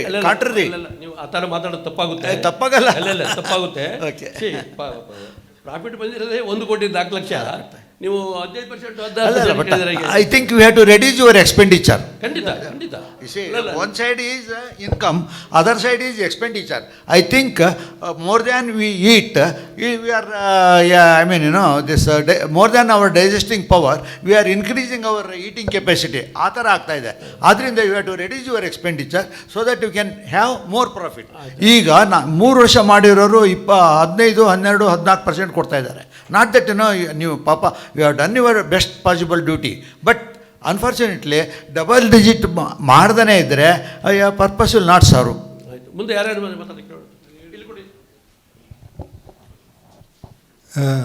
I differ from his opinion. Anil Kulkarni here. I am son-in-law of K.V. Rao. My father-in-law passed away early this year. But I disagree with his proposal because I think the bank has been giving a lot of interest.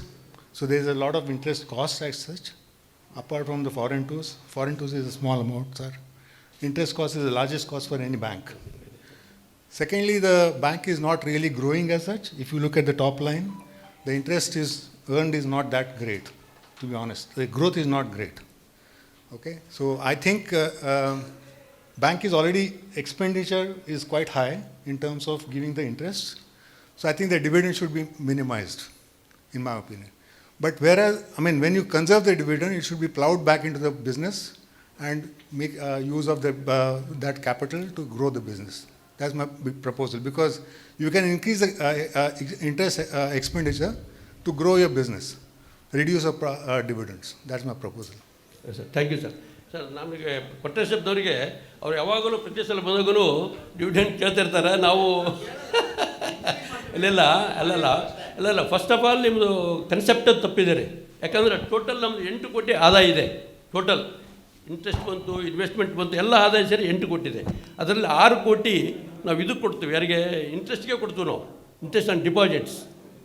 1 ಕೋಟಿ ನಮ್ಮದು expenditures ಇದೆ, ಎಲ್ಲ salary ಬಂತು, ಉಳಿದು ಎಲ್ಲ ಈಗ printing and stage ಎಲ್ಲ furniture and fixtures ಎಲ್ಲವೂ ಸೇರಿ 1 ಕೋಟಿ ಅಂದಾಜು ಬ್ರಾಡಾಗಿ ಹೇಳ್ತಾ ಇದ್ದೀನಿ. 1 ಕೋಟಿ ಪ್ರಾಫಿಟ್ ಮಾಡಿದ್ದೀವಿ ನಾವು. ಈ ಥರ ಇದೆ. ನೀವು 15% ಕೊಟ್ಟರೆ ಸೊಸೈಟಿ ಉಳಿಯೋದಿಲ್ಲ ರೀ. ಮತ್ತು ಯಾವುದು ಗುರು ರಾಘವೇಂದ್ರನೋ ಗುರು ಸಾರ್ವಭೌಮನೋ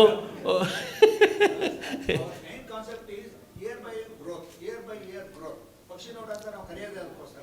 ಆ ಗ್ರೋದೇ ಇಲ್ಲಪ್ಪ ಅಂತ ಸ್ಟಾಗ್ನೆಂಟ್ ಆಗಿದೆ ಅಂತಂದರೆ that means there is, I never say this is the fault, but I have to tell you that there is something matching is not there. ಎಲ್ಲ ನಿಮ್ಮದು ನೀವು ಸರಿಯಾಗಿ ಸ್ವಲ್ಪ ಓವರ್ಕ್ ಮಾಡಿ ಬಿದ್ದಿಲ್ಲ ನಿಜವಾಗಿ. ಅಂದರೆ ನೀವು ಬುಕ್ ಸರಿಯಾಗಿ ನಮ್ಮ ಯಾಕಂದರೆ ಇನ್ಕಮು ಖರ್ಚು ಎಲ್ಲ ನೋಡಬೇಕಲ್ಲ, ಹಿಂಗಾಗಿ ಅದು ಆಗಲ್ಲ.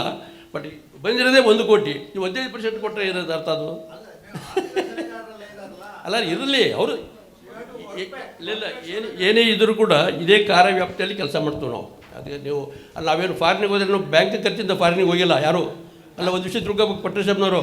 ಅಲ್ಲಲ್ಲ ನಾವು ಯಾರು ಫಾರಿನಿಗೆ ಹೋದವ್ರು ಯಾರು ಬ್ಯಾಂಕಿನ ಖರ್ಚಿಂದ ಯಾರು ಹೋಗಿಲ್ಲ. ಈಗ ನಾವು ಯಾರು ಫಾರಿನಿಗೆ ಹೋಗ್ಬೇಕಾಗಿಲ್ಲ, ಯಾಕಂದರೆ G20 ಆಗಿದೆ ಮೊನ್ನೆ ತಾನೆ. ಮೂನಿಗೋ ಸೂರ್ಯಕ್ಕೂ ಎಲ್ಲ ಹೋಗ್ತಾ ಇದ್ದೀವಿ. ಅವರೇ ನಮ್ಮ ಹತ್ರ ಬರಬೇಕು. ಅಮೇರಿಕಾ ಬೈಡನ್ ಬಂದು ಹೋಗಿದ್ದಾನೆ ಮೊನ್ನೆ ತಾನೆ. So they have to learn from us. We need not go all the way to foreign countries having so much expenditure. That is how we reduce our dividend. All country come and get the guidance. ಇಲ್ಲ subject ಆ ಥರ ಯಾವುದಿಲ್ಲ. ನೀವು ಸ್ವಲ್ಪ ಭಾಳ ಅಗ್ರವಾಗಿ ಮಾತಾಡಿಬಿಟ್ಟು ಸ್ವಲ್ಪ ಬೇಜಾರಾಯ್ತು ನಮಗೆ. ಇಲ್ಲ ಬೇಜಾರಾಯ್ತು. ಯಾಕಂದ್ರೆ ಆ ಥರ ನಾವು ಬ್ಯಾಂಕಿನ ಅನಾವಶ್ಯಕ ಖರ್ಚು ಮಾಡಲ್ಲ ನಾವು ಯಾವುದು. ಬಟ್ ಆದರೂ ಈ ಥರ ಇಲ್ಲ ಫಾರಿನ್ ಟೂರ್ ಯಾರೇ ಹೋಗಿಲ್ಲ. ಇದು ಒಂದು 7-8 ವರ್ಷದಿಂದ ಹೋಗಿದ್ವಿ ನಾವು. ಅಲ್ಲ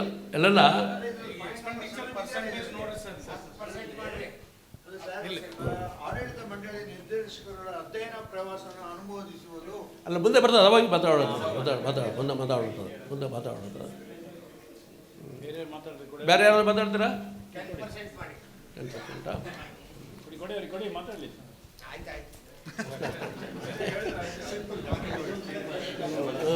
ಆಯಿತು. ಈಗ ಎಷ್ಟಾಗುತ್ತೆ ಅದು?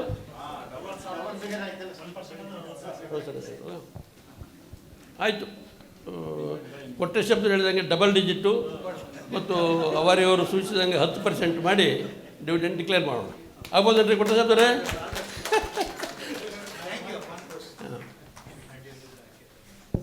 On page 37, I am seeing dividend payable.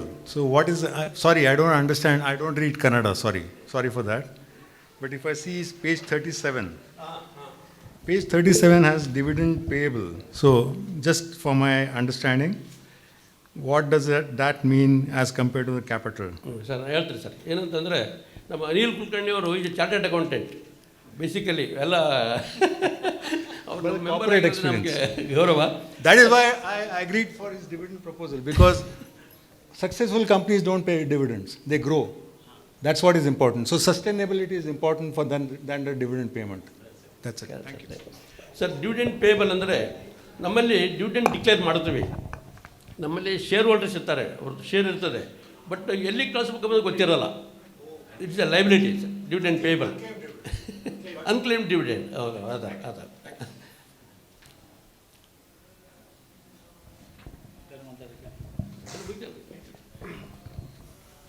So 10% dividend declare ಮಾಡಿದ್ವಿ ರೀ.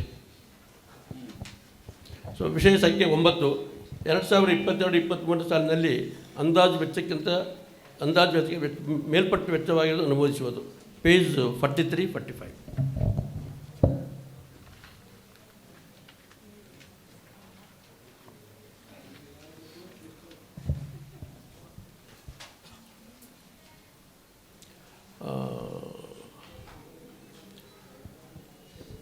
TADA ಮತ್ತು TADAದಲ್ಲಿ 61,000 ಹೆಚ್ಚು ಖರ್ಚಾಗಿದೆ ಮತ್ತು ಲೆಕ್ಕ ಪರಿಶೋಧಕ ಶುಲ್ಕದಲ್ಲಿ 2,000 ರೂಪಾಯಿ ಹೆಚ್ಚಾಗಿದೆ. ಲೀಗಲ್ ಫೀದಲ್ಲಿ 4,78,000 ಜಾಸ್ತಿ ಆಗಿದೆ. NPA ಪ್ರಾವಿಷನ್ನು ಈ ವರ್ಷ 10 ಲಕ್ಷ ಮಾಡಿದ್ದೀವಿ. ಅದು ಲಾಸ್ಟ್ ಇಯರ್ ನಾವು ಇಂತ ಹೆಚ್ಚು ಮಾಡಿದ್ದೀವಿ. ಲಾಸ್ಟ್ 15 ಲಕ್ಷ ಪ್ರಾವಿಷನ್ ಮಾಡಿದ್ವಿ, ಈ ಸಲ 25 ಲಕ್ಷ ಮಾಡಿದ್ವಿ. ವಿತ್ ದಿಸ್ ಅನುಮೋದನೆ ಕೊಡಬೇಕಂತ ಕೇಳ್ಕೊಳ್ತೇನೆ. ಅದೇ ಹೆಚ್ಚಾಗಿದೆ ಅಂತಾರೆ. ನೋಡಿ ಏನಾಗಿದೆ ಅಂದರೆ, ಈಗ ನಾವಿಲ್ಲಿ ಜನರಲ್ ಬಾಡಿ ಮಾಡಿದ್ದೀವಿ. ರಾಯಚೂರು ಮೆಂಬರ್ಸು ನಮ್ಮಲ್ಲಿ ನೀವು ಜನರಲ್ ಬಾಡಿ ಇಲ್ಲಿ ಮಾಡಿದರೆ ರಾಯಚೂರಿಗೆ ಏನು ಮಾಡ್ತೀರಿ ನೀವು, ನಮ್ಗೆ ಹೆಂಗೆ ಗೊತ್ತಾಗಬೇಕು ಅಂತ ಕೇಳಿ ಅಲ್ಲಿ ಒಂದು ಸಭೆ ಮಾಡಿದ್ವಿ ನಾವು, ಗ್ರಾಹಕರ ಸಭೆ ಅಂತ ಮಾಡಿದ್ವಿ ಅಲ್ಲಿ ಒಂದು. ಹಿಂಗಾಗಿ ಅಲ್ಲಿ ಹೋಗಿ ಸ್ವಲ್ಪ ಸ್ಟಾಫು ಮತ್ತು ಎಲ್ಲರೂ ಕರ್ಕೊಂಡು ಹೋಗಿದ್ದೀವಲ್ಲ, ಹಿಂಗಾಗಿ ಸ್ವಲ್ಪ ಅದು ಖರ್ಚಾಗಿದೆ. ಅದು ಲೆಕ್ಕಕ್ಕೆ ಇಟ್ಕೊಂಡಿರಲ್ಲ ನಾವು, ಅಲ್ಲಿ ಒತ್ತಡ ಬಂದ ಸಲುವಾಗಿ ಅದು ಮಾಡಿದ್ದೀವಿ. ಅಂದರೆ ಆಗ್ಬೋದ್ರೆ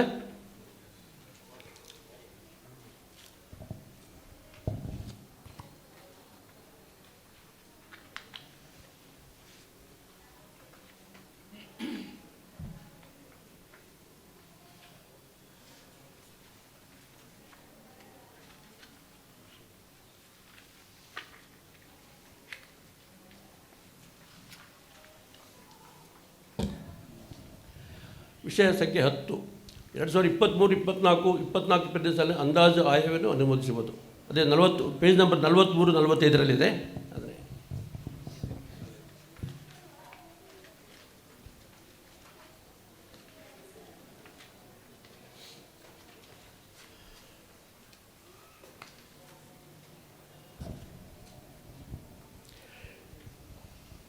ಎರಡು 2023-24 ಸಾಲಿನಲ್ಲಿ 2,92,00,000 ಇನ್ಕಮ್ಮು ರಿಕಗ್ನೈಸ್ ಮಾಡಿದ್ದೀವಿ. ಬಟ್ 7,85,00,000 ಖರ್ಚಾಗ್ಬೋದು. 1,07,00,000 ಪ್ರಾಫಿಟ್ ಅಂತ ಒಂದು ನಾವು ಗುರಿ ಇಟ್ಕೊಂಡಿದ್ದೀವಿ. ಅದೇ ರೀತಿ 24-25 ಸಾಲಿನಲ್ಲಿ 9,64,54,000 ಇನ್ಕಮ್ ಎಕ್ಸ್ಪೆಕ್ಟ್ ಮಾಡಿದ್ದೀವಿ. ಅದೇ ರೀತಿ ಖರ್ಚಿನಲ್ಲಿ ಕೂಡ 8,49,54,000, ಅದರಲ್ಲಿ 1,15,00,000 ಪ್ರಾಫಿಟ್ ನಿರೀಕ್ಷೆ ಮಾಡಿದ್ದೀವಿ. ಇದಕ್ಕೆ ಇದೊಂದು ಅಂದಾಜು, ಇಟ್ಸ್ ಎಸ್ಟಿಮೇಟೆಡ್ ಬಜೆಟ್ ಇದಕ್ಕೆ ಒಂದು ಅನುಮೋದನೆ ಕೊಡಬೇಕಂತ ಕೇಳ್ಕೊಳ್ತಾರೆ.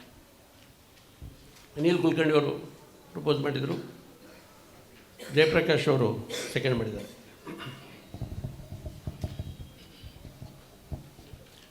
ವಿಷಯ 11 2023-24 ಸಾಲಿಗೆ ಲೆಕ್ಕ ಪರಿಶೋಧಕ ನೇಮಿಸುವುದು ಮತ್ತು ಸಂಭಾವನೆಯನ್ನು ನಿಗದಿಪಡಿಸುವುದು.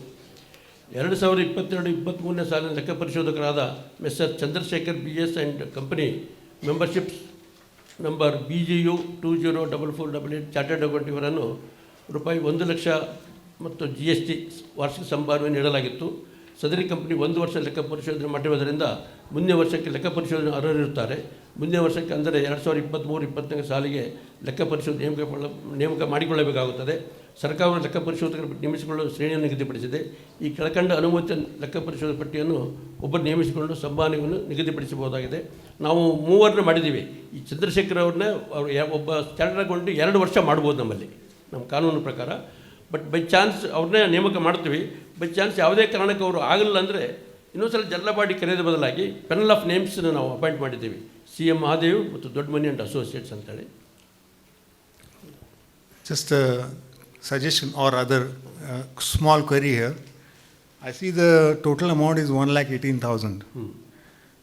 As far as I know, although I am most of the time out of India, the GST on services is 10%, not 18%. So it should be 1,10,000, not 1,18,000. ಹೌದು sir. That's my understanding. Please correct me if I'm wrong. Because our CA charges us 10%. Not for the services, as far as at least I know. I don't know. Maybe I'm wrong. That's all. Thank you very much. ನನ್ನೊಂದು proposal, ಈಗ ನಾವು earlier ಡೇಸ್ನಲ್ಲಿ we use to write in various books. Now everything is digitalised. There four 4 ಜನ ಮಾಡೋ ಕೆಲಸನ ಒಬ್ಬರೇ ಮಾಡ್ಬೋದು. So that it directly gives a lot of saving. ಬ್ಯಾಂಕ್ಗಳಲ್ಲಿ 20 ಜನ ಇರೋರು ಮೊದಲು, ಈಗ 6 ಜನನೂ ಇಲ್ಲ. ಒಬ್ಬರು ಬಿಟ್ಟರೆ ಇನ್ನೊಬ್ಬನ ತಗೊಳಲ್ಲ ಅಲ್ಲಿ. ಯಾಕಂದರೆ ಎವ್ರಿಥಿಂಗ್ ಇಸ್ ಡಿಜಿಟಲೈಸ್ಡ್. ಇವು ನೀಡ್ ನಾಟ್ ರೈಟ್ ಅದಿಲ್ಲ ಅದು. ಆದ್ದರಿಂದ ಅದೇ ಥರನೇ ನೀವು ಚಾರ್ಟರ್ಡ್ ಅಕೌಂಟಿಂಗ್ ಮಾಡುವಾಗಲೂ ಸಹಿತ ಅದೇ ಪ್ರಿನ್ಸಿಪಲ್ಲು ಅಡಾಪ್ಟ್ ಮಾಡಿಬಿಟ್ಟು ಆದಷ್ಟು ನೀವು ಎಕಾನಮಿ ಮೆಜರ್ಸ್ ನನ್ನ ಒಪಿನಿಯನ್, ಮೈ ಆನೆಸ್ಟ್ ಒಪಿನಿಯನ್, ಡಿಜಿಟಲೈಸ್ ಆಗಿರೋದ್ರಿಂದ in all fields of life. So definitely we can save something ಅಂತ ನನಗೆ ಅನಿಸುತ್ತೆ. ಕೊಟ್ರೇಶಪ್ಪನವರು ಹೇಳೋದಕ್ಕಿಂತ ನಾವು ಕಡಿಮೆ ಮಾಡೋಕ್ಕೆ ಹೋದ್ವಿ. ಬಟ್ ಅಸೋಸಿಯೇಷನ್ದವರು ಗೌರ್ಮೆಂಟ್ನವರು ಫಿಕ್ಸ್ ನಮ್ಮ ವರ್ಕಿಂಗ್ ಕ್ಯಾಪಿಟಲ್ ಮೇಲೆ ಫಿಕ್ಸ್ ಮಾಡಿದ್ದಾರೆ. ಈಗ ಅವ್ರ ಪ್ರಕಾರ ನಾವು 5 ಲಕ್ಷ ಕೊಡಬೇಕು. ಅವ್ರೇನು ನಮ್ಮ ವರ್ಕಿಂಗ್ ಕ್ಯಾಪಿಟಲ್ ನಮ್ದು 80 ಕೋಟಿ ಮೇಲೆ ಇದೆ ವರ್ಕಿಂಗ್ ಕ್ಯಾಪಿಟಲು. ಅದ್ರ ಪ್ರಕಾರ ಕೊಡಿದ್ರೆ ಸುಮಾರು 4-5 ಲಕ್ಷ ಕೊಡಬೇಕಾಗುತ್ತೆ. ಅದನ್ನು ನಾವು ಕೊಡೋದು ಇಷ್ಟೇ ಅಂತೇಳಿ 1 ಲಕ್ಷಕ್ಕೆ ಸೀಮಿತ ಪಡಿದ್ದೀವಿ. ಅದು ಇದು ಸರ್ಕಾರದವ್ರು ಫಿಕ್ಸ್ ಮಾಡಿಬಿಟ್ಟಿದ್ದಾರೆ. ಚಾರ್ಟರ್ಡ್ ಅಕೌಂಟ್ ಅಸೋಸಿಯೇಷನ್ದವರು ಮತ್ತು ಸರ್ಕಾರದವರು ನಮ್ಮ ವರ್ಕಿಂಗ್ ಕ್ಯಾಪಿಟಲಿಗೆ ಅದು ಫಿಕ್ಸ್ ಮಾಡಿದ್ದಾರೆ, ಇಷ್ಟು ಕೊಡ್ಬೇಕಂತೇಳಿ. ನಮ್ಮದು 80 ಕೋಟಿ ನಮ್ಮ ಲೆಕ್ಕಕ್ಕೆ ಸುಮಾರು ಒಂದು 4-5 ಲಕ್ಷ ರೂಪಾಯಿ ಕೊಡಬೇಕಾಗ್ತದೆ ಅವರಿಗೆ. ಅದರಿಂದ ಕಡಿಮೆ ಮಾಡೋಕ್ಕಾಗಲ್ಲ. ಅದು ಇದೇ ಭಾಳಷ್ಟು ಕಡಿಮೆನೇ ಕೊಟ್ಟಿದ್ದೀವಿ ನಾವು. ನಾವು ಮೊರೆವರ್ ಸುಮಾರು 4-5 ವರ್ಷದಿಂದ ಸೇಮ್ ಫಿಗರ್ ಕೊಡ್ತಾಯಿದ್ವಿ, ನಾವೇನು ಹೆಚ್ಚು ಮಾಡಿಲ್ಲ. ವಿಷಯ ಸಂಖ್ಯೆ 12. ನಿರ್ದೇಶಕರೇ ಮತ್ತು ಅವರ ಸಂಬಂಧಿಕರಿಗೆ ನೀಡಿದ ಸಾಲಗಳು ಮತ್ತು ಮುಂಗಡಗಳು ಮತ್ತು ಸುಸ್ತಿ ಸಾಲಗಳು ಯಾವುದರಿದ್ದಲ್ಲಿ ಸುಸ್ತಿ ಸಾಲಗಳ ವಸೂಲಾತಿ ಕೈಗೊಂಡದಕ್ಕೆ ಬರೆದ ಪರಿಪಾಲನೆ. ನಮ್ಮಲ್ಲಿ ಸಿ ವಿ ಚಂದ್ರಶೇಖರ್ ನಿರ್ದೇಶಕರಿಗೆ ಬರ್ತಿದ್ದ ಸಾಲ ನೀಡಲಾಗಿದೆ ಮತ್ತು ದಿನಾಂಕ 31/3/2023ಕ್ಕೆ ಈ ಸಾಲಗಳು ಸುಸ್ತಿಯಾಗಿರುವುದಿಲ್ಲ. ಅದೇ ರೀತಿ ಶ್ರೀ ಎಸ್ ಎಂ ಚಂದ್ರಶೇಖರ್ ನಿರ್ದೇಶಕರು ಮಿಸಸ್ ಐಶ್ವರ್ಯ ಬ್ಯೂಟಿ ಹೆಲ್ತ್ ಸಂಸ್ಥೆಗೆ ಸಾಲ ಭದ್ರತೆ ಮೇಲೆ ಸಾಲ ನೀಡಲಾಗಿದೆ. 31/3/2030ಕ್ಕೆ ಈ ಸಾಲು ಸುಸ್ತಿಯಾಗಿರುವುದಿಲ್ಲ. ಇದನ್ನು ನಮ್ಮ ಸಾಮಾನ್ಯ ಸಭೆ ಮುಂದೆ ಗಮನಕ್ಕೆ ತಂದಿದ್ವಿ. ವಿಷಯ ಸಂಖ್ಯೆ 13. ಏನು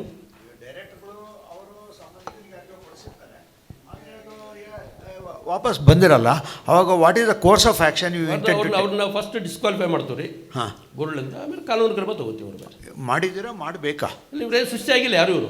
ಹೌದು, ಆಗಿಲ್ಲ, ಸುಸ್ತಿ ಆಗಿಲ್ಲ. ಬಟ್ ಆದರೂ ಕಾನೂನು ಪ್ರಕಾರ ಡೈರೆಕ್ಟ್ರುಗಳು ಸಾಲ ತೊಗೊಂಡಿದ್ದರೆ ನಾವು ಆಡಳಿತ ಇದು ಸಭೆ ಮುಂದೆ ಗಮನಕ್ಕೆ ತರಬೇಕು. ನಾವು ಇದು ಕಾನೂನು. ಅವರು ಸುಸ್ತಿ ಆಗಿರ್ಬೇಕಂತೇನಿಲ್ಲ. ಸುಸ್ತಿ ಆಗಿದ್ದರು ಯಾರ್ಯಾರು ತೊಗೊಂಡಿದ್ದಾರೆ ಎಂಬುದು ಸಭೆಯ ಗಮನಕ್ಕೆ ತರಬೇಕು ನಾವು ಇದನ್ನು. ವಿಷಯ ಸಂಖ್ಯೆ 13. ವರದಿ ಸಾಲಿನಲ್ಲಿ ಸದಸ್ಯರು ನೇಮಿಸಿಕೊಂಡಿದ್ದು ಮತ್ತು ಸದಸ್ಯತ್ವ ಹಿಂಪಡೆದ ಸಂಕ್ಷಿಪ್ತ ವರದಿ. ಇದು ಒಂದು ಕಾನೂನು ಪ್ರಕಾರ ನಾವು ಹೇಳಬೇಕ್ರೆ. ಪ್ರಸ್ತುತ ಸಾಲಿನಲ್ಲಿ 143 ಹೊಸ ಸದಸ್ಯರನ್ನು ಸೇರಿಸಿಕೊಳ್ಳಲಾಗಿದೆ. ಹೊಸ ಸದಸ್ಯರಿಂದ ಮತ್ತು ಹಾಲಿ ಸದಸ್ಯರಿಂದ ಹೆಚ್ಚುವರಿಯಾಗಿ 14,93,000 ಷೇರು ಮೊತ್ತ ಜಮಾ ಆಗಿದ್ದು 38 ಸದಸ್ಯರು ತಮ್ಮ ಸದಸ್ಯವನ್ನು ರದ್ದುಪಡಿಸಿಕೊಂಡು ಷೇರು ಮೊತ್ತ 2,74,000ಗಳನ್ನು ಹಿಂಪಡೆದಿದ್ದಾರೆ. ಪ್ರಸ್ತುತ ವರ್ಷಾಂತಕ್ಕೆ 3,75,52,000 ಷೇರು ಬಂಡವಾಳ ಇರುತ್ತದೆ. ದಿನಾಂಕ 31/3/2023ಕ್ಕೆ ಒಟ್ಟು 2,557 ಸದಸ್ಯರಿರುತ್ತಾರೆ. ಇದರಲ್ಲಿ ಒಂದು ತಮ್ಮೆಲ್ಲರೂ ಗಮನಕ್ಕೆ ತರ್ತೇನೆ. ನಮ್ಮ ಸದಸ್ಯರು ನಮ್ಮದು ಸುಮಾರು 2,500 ಇದ್ದರೂ ಕೂಡ ಸಕ್ರಿಯ ಸದಸ್ಯರು ಅಂದರೆ ನಮ್ಮ ನಿಯಮಗಳ ಪ್ರಕಾರ ಇರೋರು ಎಲಿಜಿಬಲ್ ಮೆಂಬರ್ಸ್ ಓನ್ಲಿ ಅವ್ರು 800 ಇದ್ದಾರೆ. ಅದಕ್ಕೆ ಯಾಕಂದರೆ ಅದಕ್ಕೆಲ್ಲ ಒಂದಿಷ್ಟು ನಿಯಮಗಳಿವೆ. ಅವ್ರಿಗೆ ಕೆಲವು ಜವಾಬ್ದಾರಿಗಳು ನಿರ್ವಹಿಸಬೇಕಾಗುತ್ತೆ. ಕನಿಷ್ಠ ಒಂದು 5 ಷೇರ್ ತೊಗೊಂಡಿರ್ಬೇಕು, ಒಂದು ವ್ಯವಹಾರ ಮಾಡಿರ್ಬೇಕು, ಒಂದು 100 ರೂಪಾಯಿ ಆದರೂ ಅವರು ಡ್ರಾ ಮಾಡಿರ್ಬೇಕು, ಒಂದಿಷ್ಟು ಬಡ್ಡಿ ತೊಗೊಂಡಿರ್ಬೇಕು ಅಥವಾ ಬಡ್ಡಿ ಕೊಟ್ಟಿರ್ಬೇಕು. ಮತ್ತು ಈ ಜನರಲ್ ಬಾಡಿ ಮೀಟಿಂಗಿಗೆ 5 ವರ್ಷಗಳಲ್ಲಿ ಹಿಂದಿನ 5 ವರ್ಷಗಳಲ್ಲಿ 2 ಸಲ ಆದರೂ ಹಾಜರಾಗಿರಬೇಕು. ಇವೆಲ್ಲ ಕಾರಣಗಳಿವೆ. ದಯವಿಟ್ಟು ಆಮೇಲೆ ಅಕೌಂಟ್ ಬಂದಿರಬೇಕು ನಮ್ಮಲ್ಲಿ, ಸೇವಿಂಗ್ಸ್ ಅಕೌಂಟ್. ಈಗೇನು ಅಕೌಂಟ್ ಬಂದಿದ್ದರೆ ಆ ಡಿವಿಡೆಂಡ್ ಪೇಬಲ್ ಪ್ರಶ್ನೆ ಬರೋಲ್ಲ, ಆಟೋಮೆಟಿಕ್ಕಾಗಿ ಅವ್ರ ಅಕೌಂಟಿಗೆ ಹೋಗುತ್ತೆ. ದಯವಿಟ್ಟು ಯಾರಾದರೂ ತಮ್ಮ ಕುಟುಂಬ ಸದಸ್ಯರು ಸ್ನೇಹಿತರು ಯಾರಾದರೂ ಸದಸ್ಯರಾಗಿದ್ದಲ್ಲಿ ಅವರಿಗೆ 5 ಷೇರು ತೊಗೊಳಕ್ಕೆ ಪ್ರೋತ್ಸಾಹಿಸಬೇಕು. ಮತ್ತು ಅಕೌಂಟ್ ತನಕ ಅಕೌಂಟ್ ಮಾಡಲಿಕ್ಕೆ ದಯವಿಟ್ಟು ತಾವೆಲ್ಲ ಸಲಹೆಗಳು ಕೊಡಬೇಕು ಅಂತ ಕೇಳ್ಕೊಳ್ತೀವಿ. ಕೊಟ್ರೇಶಪ್ಪನವರು ನೀವು ಯಾರು ಸದಸ್ಯರು ಮಾಡಿದರೆ ದಯವಿಟ್ಟು ಈ ಕೆಲಸ ಮಾಡ್ಬೇಕು ನೀವು. ವಿಷಯ ಸಂಖ್ಯೆ 14. ಸಹಕಾರಿಗೆ ಮುಖ್ಯ ಕಾರ್ಯನಿರ್ವಹಣಾಧಿಕಾರಿ, ವ್ಯವಸ್ಥಾಪಕರು, ಆಂತರಿಕ ಲೆಕ್ಕ ಪರಿಶೋಧಕರು ಮತ್ತು ಆರ್ಥಿಕ ಸಲಹೆಗಾರರ ಸೇವಾವಧಿಯ ಮುಂದುವರಿಕೆ ಅನುಮೋದನೆ.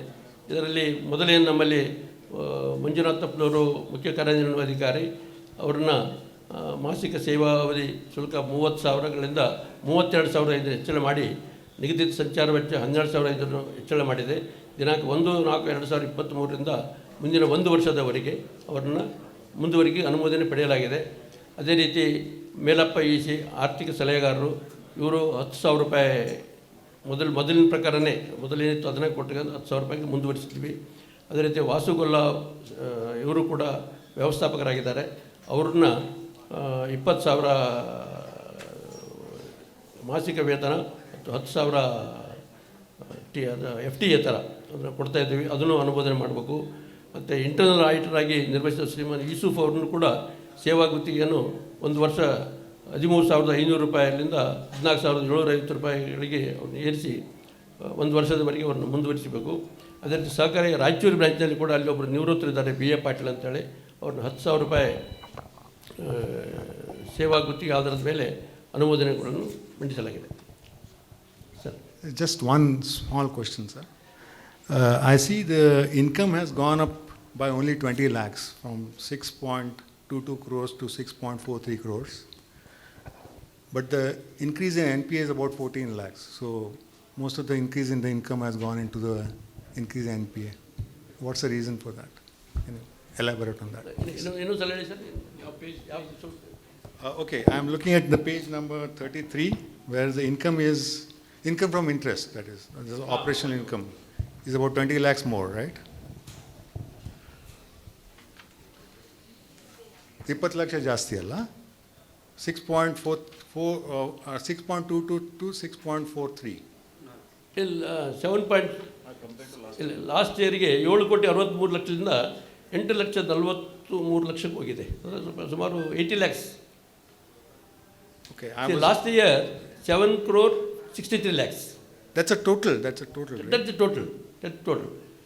Even ನೀವು ಬರೀ Okay, okay, even if you are meaning these interest from loans. Only interest from loan. So I'm just looking at the interest from loan is gone up only by 20 lakhs. Correct. That is whereas the NPA has gone up by 14 lakhs. Correct, sir. Provision. You are 100% correct, sir. ಯಾಕಂದರೆ ನಮ್ಮಲ್ಲಿ ಸುಮಾರು ಒಂದಿಷ್ಟು ಲೋನ್ಗಳು ಮೊದಲು loan ವಸೂಲು ಮಾಡ್ತಿದ್ವಿ. Even ಬಡ್ಡಿ ಕೂಡ ಅವರು ವಸೂಲು ಮಾಡೋಕ್ಕೆ ಆಗಲಿಲ್ಲ ಕೆಲವು ಕಡೆಯಿಂದ. So we have filed a suit. So they have stopped the payment. ಈ ಥರ ಆಗಿದೆ, ಅದರಿಂದ ಕಡಿಮೆ ಆಗಿದೆ. That is the reason. ಈಗೆಲ್ಲ ಅವರೆಲ್ಲರೂ ಕವರ್ಡ್ ಅಂಡರ್ ಲೀಗಲ್ ಆ್ಯಕ್ಷನ್. ಹಿಂಗಾಗಿ ಈ ವರ್ಷ ನಮ್ಮದು ಈಗಾಗಲೇ ಕೇಸ್ ಆಗಿದ ಮೇಲೆ ಬಂದು ಕ್ಲೋಸ್ ಮಾಡ್ತಾಯಿದ್ದಾರೆ. ಸರಿ, ಆ ಥರ ಮೊದಲು ಏನೋ ಎಷ್ಟೋ ತೊಗೊಳ್ಳೋಣ ಅಂತ ಮಾಡಿದರೆ even they are not able to service the interest. ಕಂತು ಬಿಡಿ, ಬಟ್ ಇಂಟ್ರೆಸ್ಟ್ ಕೂಡ ಸರ್ವಿಸ್ ಮಾಡಲಿಲ್ಲ. So we have force to file a suit. They have stopped the payment this year. But ಈ ವರ್ಷ ಬರ್ತಾರೆ ಅವರು.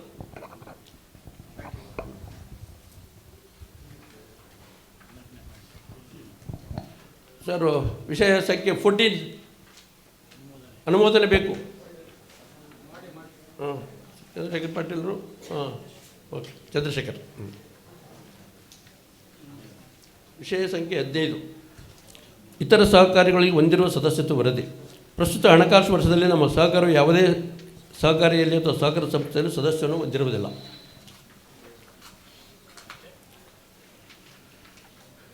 ವಿಷಯ ಸಂಖ್ಯೆ 16 ಕಟ್ಟುಬಾಕಿ ಸಾಲಗಳನ್ನು ಏಕಗತಿಯಲ್ಲಿ ತೀರುವಳಿ ಮಾಡಿರುವ ಕ್ರಮವನ್ನು ಅನುಮೋದಿಸುವುದು.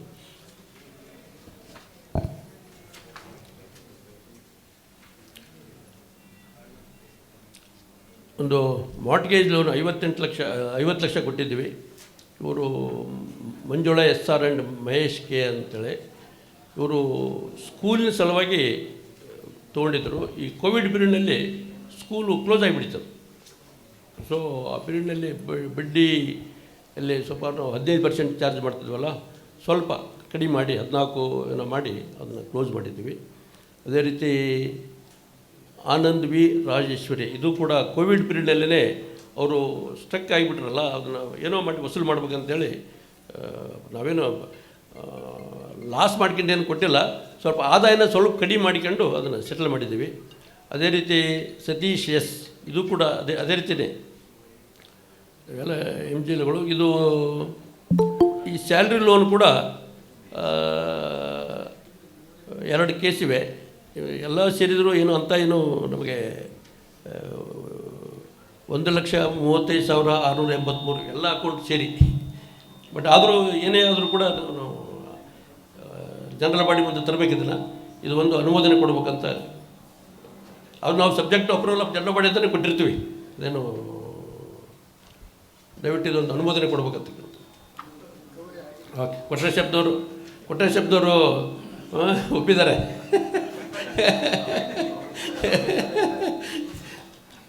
ಅಲ್ಲ, ಕೊಟ್ರೆ ಶಬ್ದವರು ಭಾಳ ನಮ್ಮ ಹಿರಿಯ ಸದಸ್ಯರು. ನಾವು ಈ ಸೊಸೈಟಿ ಪ್ರಾರಂಭ ಮಾಡಿದಾಗನೇ ಫಸ್ಟ್ 100 ರೂಪಾಯಿ 100 ಶೇರ್ ತೊಗೊಂಡವ್ರು ಅವರೇ.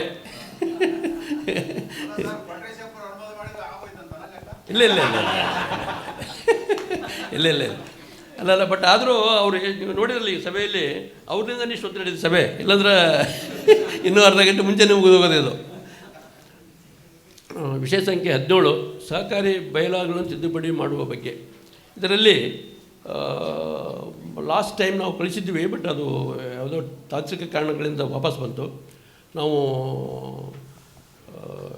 ಈ ನಮ್ಮಲ್ಲಿ ಆ್ಯಕ್ಟ್ ಪ್ರಕಾರ ನಮ್ಮ ಸಿಬ್ಬಂದಿಗಳಿಗೆ ಮೆಂಬರ್ಶಿಪ್ ಕೊಡಬಾರ್ದಂತಿದೆ, ಹೊಸದಾಗಿ ಮಾಡಿದ್ದಾರೆ. ಅದು ಸ್ವಲ್ಪ ಕಷ್ಟ ಆಗುತ್ತೆ ನಮಗೆ. ಅಟ್ಲೀಸ್ಟ್ ರೆಗ್ಯುಲರ್ ಸದಸ್ಯ ಇಲ್ಲದ್ರೂ ಸಹ ಸದಸ್ಯರು ಕೊಡ್ಬೇಕಂತೇಳಿ ಒಂದು ನಾವು ಬೈಲಾ ಅಮೆಂಡ್ ಮಾಡಿ ಕಳಿಸ್ತಾ ಇದ್ದೀವಿ. ಅದೇ ರೀತಿ ನಮ್ಮ ಅಧ್ಯಕ್ಷರಿಗೂ ಉಪಾಧ್ಯಕ್ಷರಿಗೂ ಈ ಗೌರವಧನ 10,000 ರೂಪಾಯಿಲಿಂದ 12,000 ರೂಪಾಯಿ ಮಾಡಿದ್ದೀವಿ. ಏನಂತಾರೆ ಈಗ ಕೊಟ್ಟರೆ ಶಬ್ದವ್ರೆ? 10,000ಲಿಂದ 12,000. ನಾವು 15,000 20,000 ಕೇಳಿಲ್ಲ, ಟೋಕನ್ ಇರಲಿ ಅಂತ ಸುಮ್ಮನೆ. ಯಾಕಂದರೆ ಆಮೇಲೆ ಉಪಾಧ್ಯಕ್ಷರಿಗೆ 6,000, ಈ ನಮ್ಮ ನಿರ್ದೇಶಕರಿಗೆ 1,000ದಿಂದ 2,000 ರೂಪಾಯಿ ಸಿಟ್ಟಿಂಗ್ ಫೀಸ್ ಆ ಥರ ಮಾಡಿದ್ದೀವಿ. ಸದಸ್ಯರಿಗೆ ನಿಮ್ಮ ಕೈಗಿದೆ ನೋಡಿ, ನಿಮ್ಮ ಕೈಯಲ್ಲಿದೆ ಅಲ್ಲ.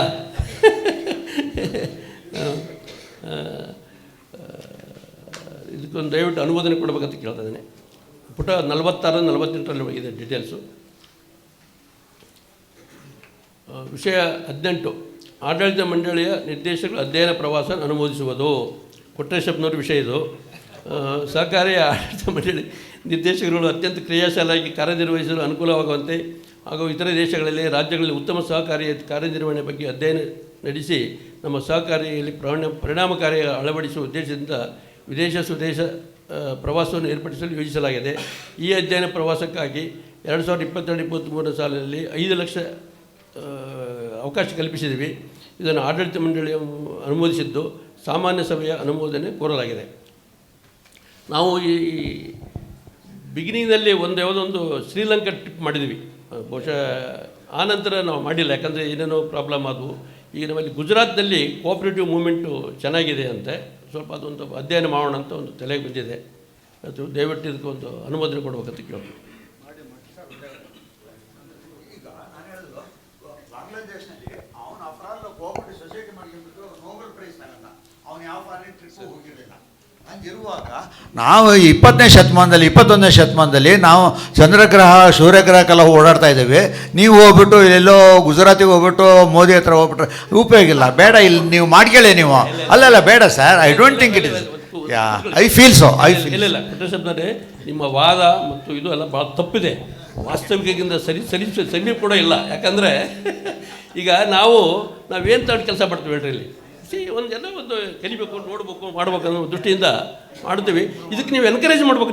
ನೀವು ಇದಕ್ಕೆ ಕೊಕ್ಕೆ ಹಾಕ್ಬಿಟ್ರೆ ಹೆಂಗೆ ನೀವು?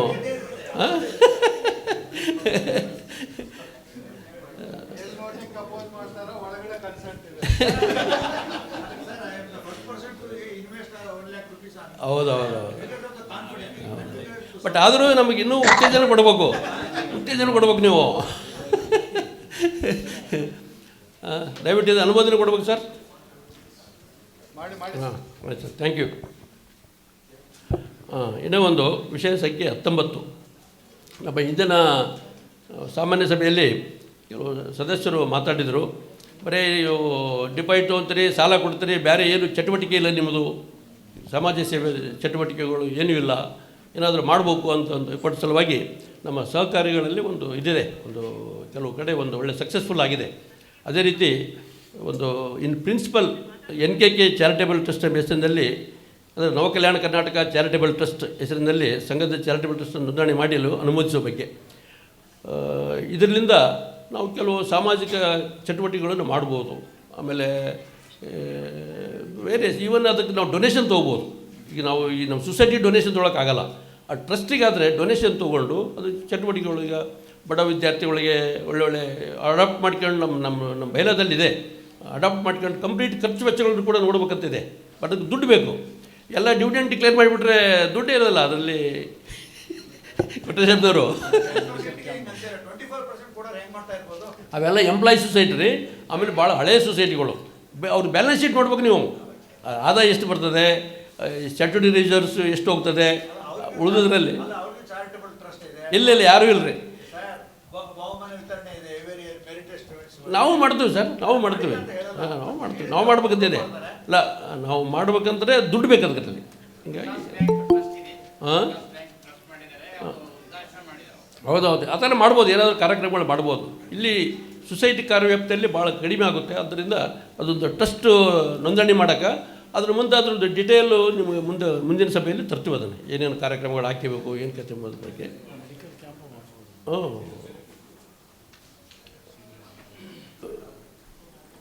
ಇದು ಒಂದು ಇಲ್ಲ ಇಲ್ಲ ಇಲ್ಲ ಇಲ್ಲ ಎಲ್ಲ ಕೊಟ್ಟರೆ ಶಬ್ದರು ಬಿಡ್ಬೇಕಲ್ಲ ತೊಗೊಳಕ್ಕೆ. ಹಾಂ,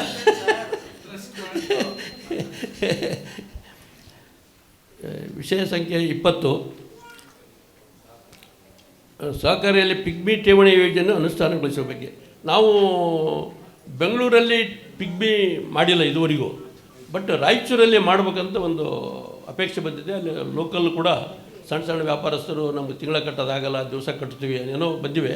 ಅದಕ್ಕೆ ರಾಯಚೂರು ಬ್ರ್ಯಾಂಚಲ್ಲಿ ಪಿಗ್ಮಿ ಅಕೌಂಟ್ ಓಪನ್ ಮಾಡೋಕ್ಕೆ ಒಂದು ಜನರಲ್ ಬಾಡಿ ಅಪ್ರೂವಲ್ ಬೇಕು ಅದಕ್ಕೆ. ಆದ್ದರಿಂದ ಪಿಗ್ಮಿ ನಾವು ಕಾರ್ಯನಿರ್ವಹಿಸಲು ಪಿಗ್ಮಿ ಯೋಜನೆಯನ್ನು ಅನುಷ್ಠಾನ ಮಾಡಲು ಒಪ್ಪಿಗೆ ಕೊಡ್ಬೇಕಂತ ಕೇಳ್ತೀನಿ.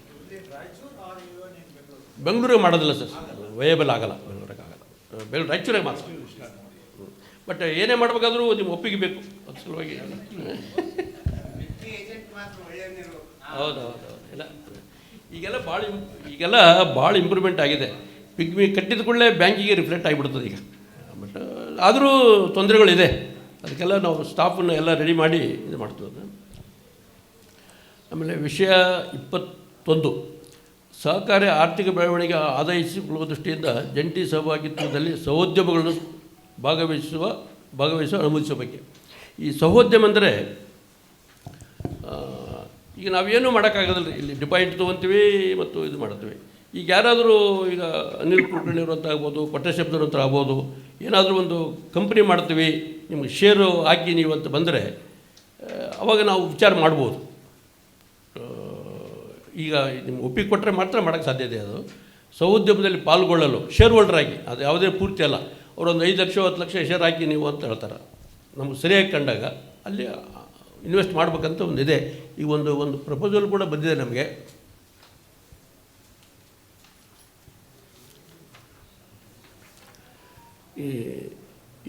ಈ ರಿನ್ಯೂಯಬಲ್ ಎನರ್ಜಿಯ ಬಗ್ಗೆ ಒಂದು ಸ್ಟಾರ್ಟಪ್ ಕಂಪನಿ ಬರ್ತಾಯಿದೆ. ಅದರಲ್ಲಿ ಅವರು ಇಂಡಿವಿಜುವಲ್ಸು 2 ಲಕ್ಷ ಮತ್ತು ಸೊಸೈಟಿ ಆಗ್ಬೋದು, ಕಂಪ್ನಿಗಳಾಗ್ಬೋದು 5 ಲಕ್ಷದವರೆಗೂ ಮಿನಿಮಮ್ ಹಾಕಿದರೆ ಒಂದು ಸ್ಟಾರ್ಟ್ ಮಾಡೋಣ ಅಂತ. ಇನ್ನೂ ಪ್ರಿಲಿಮಿನರಿ ಹಂತದಲ್ಲಿದೆ ಅದು. ಬಟ್ ನಾವು ನಿಮ್ಮ ಒಪ್ಪಿಗೆ ತೊಗೊಂಡೇ ಮುಂದೆ ಹೋಗ್ಬೇಕಲ್ಲ, ಅದಕ್ಕಲ್ಲೇ ಇನ್ ಪ್ರಿನ್ಸಿಪಲ್ ಇದಕ್ಕೊಂದು ಒಪ್ಪಿಗೆ ಕೊಡ್ಬೇಕಂತ ಕೇಳ್ಕೊಡ್ತೇನೆ. So I got the message, sir. Just a quick suggestion, because I'm in this field actually. I'm teaching a lot of entrepreneurs. So important thing is to study, do a good feasibility study of because Bangalore is a hub of startups actually. Everybody wants to do a startup. It's very important to have a overview of and in-depth analysis of everything before we actually go for it. Very good field, there is no doubt about it. Especially renewable energy. My own son is in the same field actually. Fantastic field, but we need to do a proper analysis of that. And that is also, I think, a way forward for this great society that you have formed. 11 years and hopefully more years to come, many more years. Because I see the growth of income is not in the traditional funding. It's all in the new areas. So I think we need to develop that part of it. It's only 11% growth is not a growth actually. Especially in a country like India, which is growing, GDP growth itself is 8%. And the industries are at 20-25%. I mean, good companies. Of course, cooperative society has to be a little bit smothered, but I think it's important that we need to accelerate the growth also. So, thank you. Thank you, sir. Thank you. ಮಾತಾಡಿ sir. Okay. Sir, especially as you know that Bangalore is a IT hub, and especially this semiconductor groupನಲ್ಲಿ lot of growth is there and lot of demand is there. Hence, you can look into the aspect as a whole. Semiconductor irbodu, IT hub irbodu, world is changing rapidly like that. ಆದ್ದರಿಂದ ನೀವು ಸ್ವಲ್ಪ study ಮಾಡಿಬಿಟ್ಟು ಆ ಆ್ಯಂಗಲ್ನಲ್ಲಿ ಸ್ವಲ್ಪ invest ಮಾಡಿದರೆ I think better growth will be there. Thank you sir. ಒಂದು ಕೊಟ್ಟ ಶಬ್ದದಲ್ಲಿ ವಿನಂತಿ, ಅವರೇ ಹಿಂಗಿದ್ರು ನೀವೇ ಇಂಡಸ್ಟ್ರಿಯಲಿಸ್ಟು, ನೀವೊಂದು ಸ್ಟಾರ್ಟಪ್ ಮಾಡಿ ನಮ್ಮ ಸೊಸೈಟಿಯಿಂದ ಏನು ಶೇರ್ ಕ್ಯಾಪಿಟಲ್ ಆಗ್ತೀವಿ ನಮಗೆ, ಆಗ್ಬೋದಾ? ಅಲ್ಲಲ್ಲ ಅವೆಲ್ಲ ಸ್ಟಡಿ ಮಾಡೋಕ್ಕಾಗೋದಲ್ಲ, ಅವೆಲ್ಲ ಟೆಕ್ನಿಕ್ರಾಟ್ಸ್ ಮಾಡಬೇಕು, ಅಲ್ಲ ಅದ್ರ ನಾಲೆಜೇ ಬಿದ್ದವ್ರು ಮಾಡಬೇಕು. ನೀವು ಯಾರಾದರೂ ಮಾಡ್ತೀವಿ ಅಂತ ಬಂದರೆ ಖಂಡಿತ ನಾವು ಇಲ್ಲ ಅದ್ರಾಗ ಪಾಲ್ಗೊಳ್ತೀವಿ ನಾವು. ಅನಿಲ್ ಕುಲಕರ್ಣಿ ಅವರ ನಿಜವಾಗಿ ನಮಗೆ ಅವರು ಇವತ್ತು ನಮ್ಮ ಸಭೆಗೆ ಬಂದದ್ದು ಭಾಳ ನಮ್ಮ ಭಾಗ್ಯ ನಿಜವಾಗಿ. ಅಂದರೆ ನಾವು ಈ ವಿಚಾರದಲ್ಲಿ ಅವ್ರು ಇನ್ನೂ ಈ ವೆರಿ ಇನಿಷಿಯಲ್ ಸ್ಟೇಜ್ ಇದೆ, ಮುಂದೆ ನಿಮಗೆ ಅದು ನಿಮ್ಮನ್ನು ನಾನು ಕನ್ಸಲ್ಟ್ ಮಾಡ್ತೀನಿ ಈ ವಿಚಾರದಲ್ಲಿ. ರೈಟ್.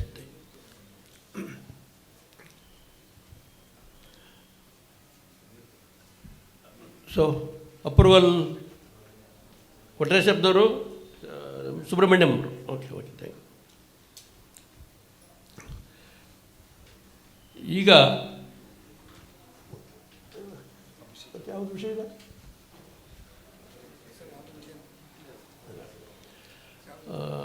ನಮ್ಮ ಸಂಘದಂತೂ ಯಾವ ವಿಷಯಗಳಿಲ್ಲ ಚರ್ಚೆ ಮಾಡೋಕ್ಕೆ. ದಯವಿಟ್ಟು ಇನ್ನೇನಾದರೂ ನಮ್ಮ ಕಾರ್ಯವೈಖರಿ ಬಗ್ಗೆ ಆಗಲಿ ಅಥವಾ ಮುಂದೆ ಯಾವುದೋ ಹೊಸ ಯೋಜನೆ ತೊಗೋಬೇಕು ಅಂತ ಅನಿಸಿದ್ದಾರಲ್ಲಿ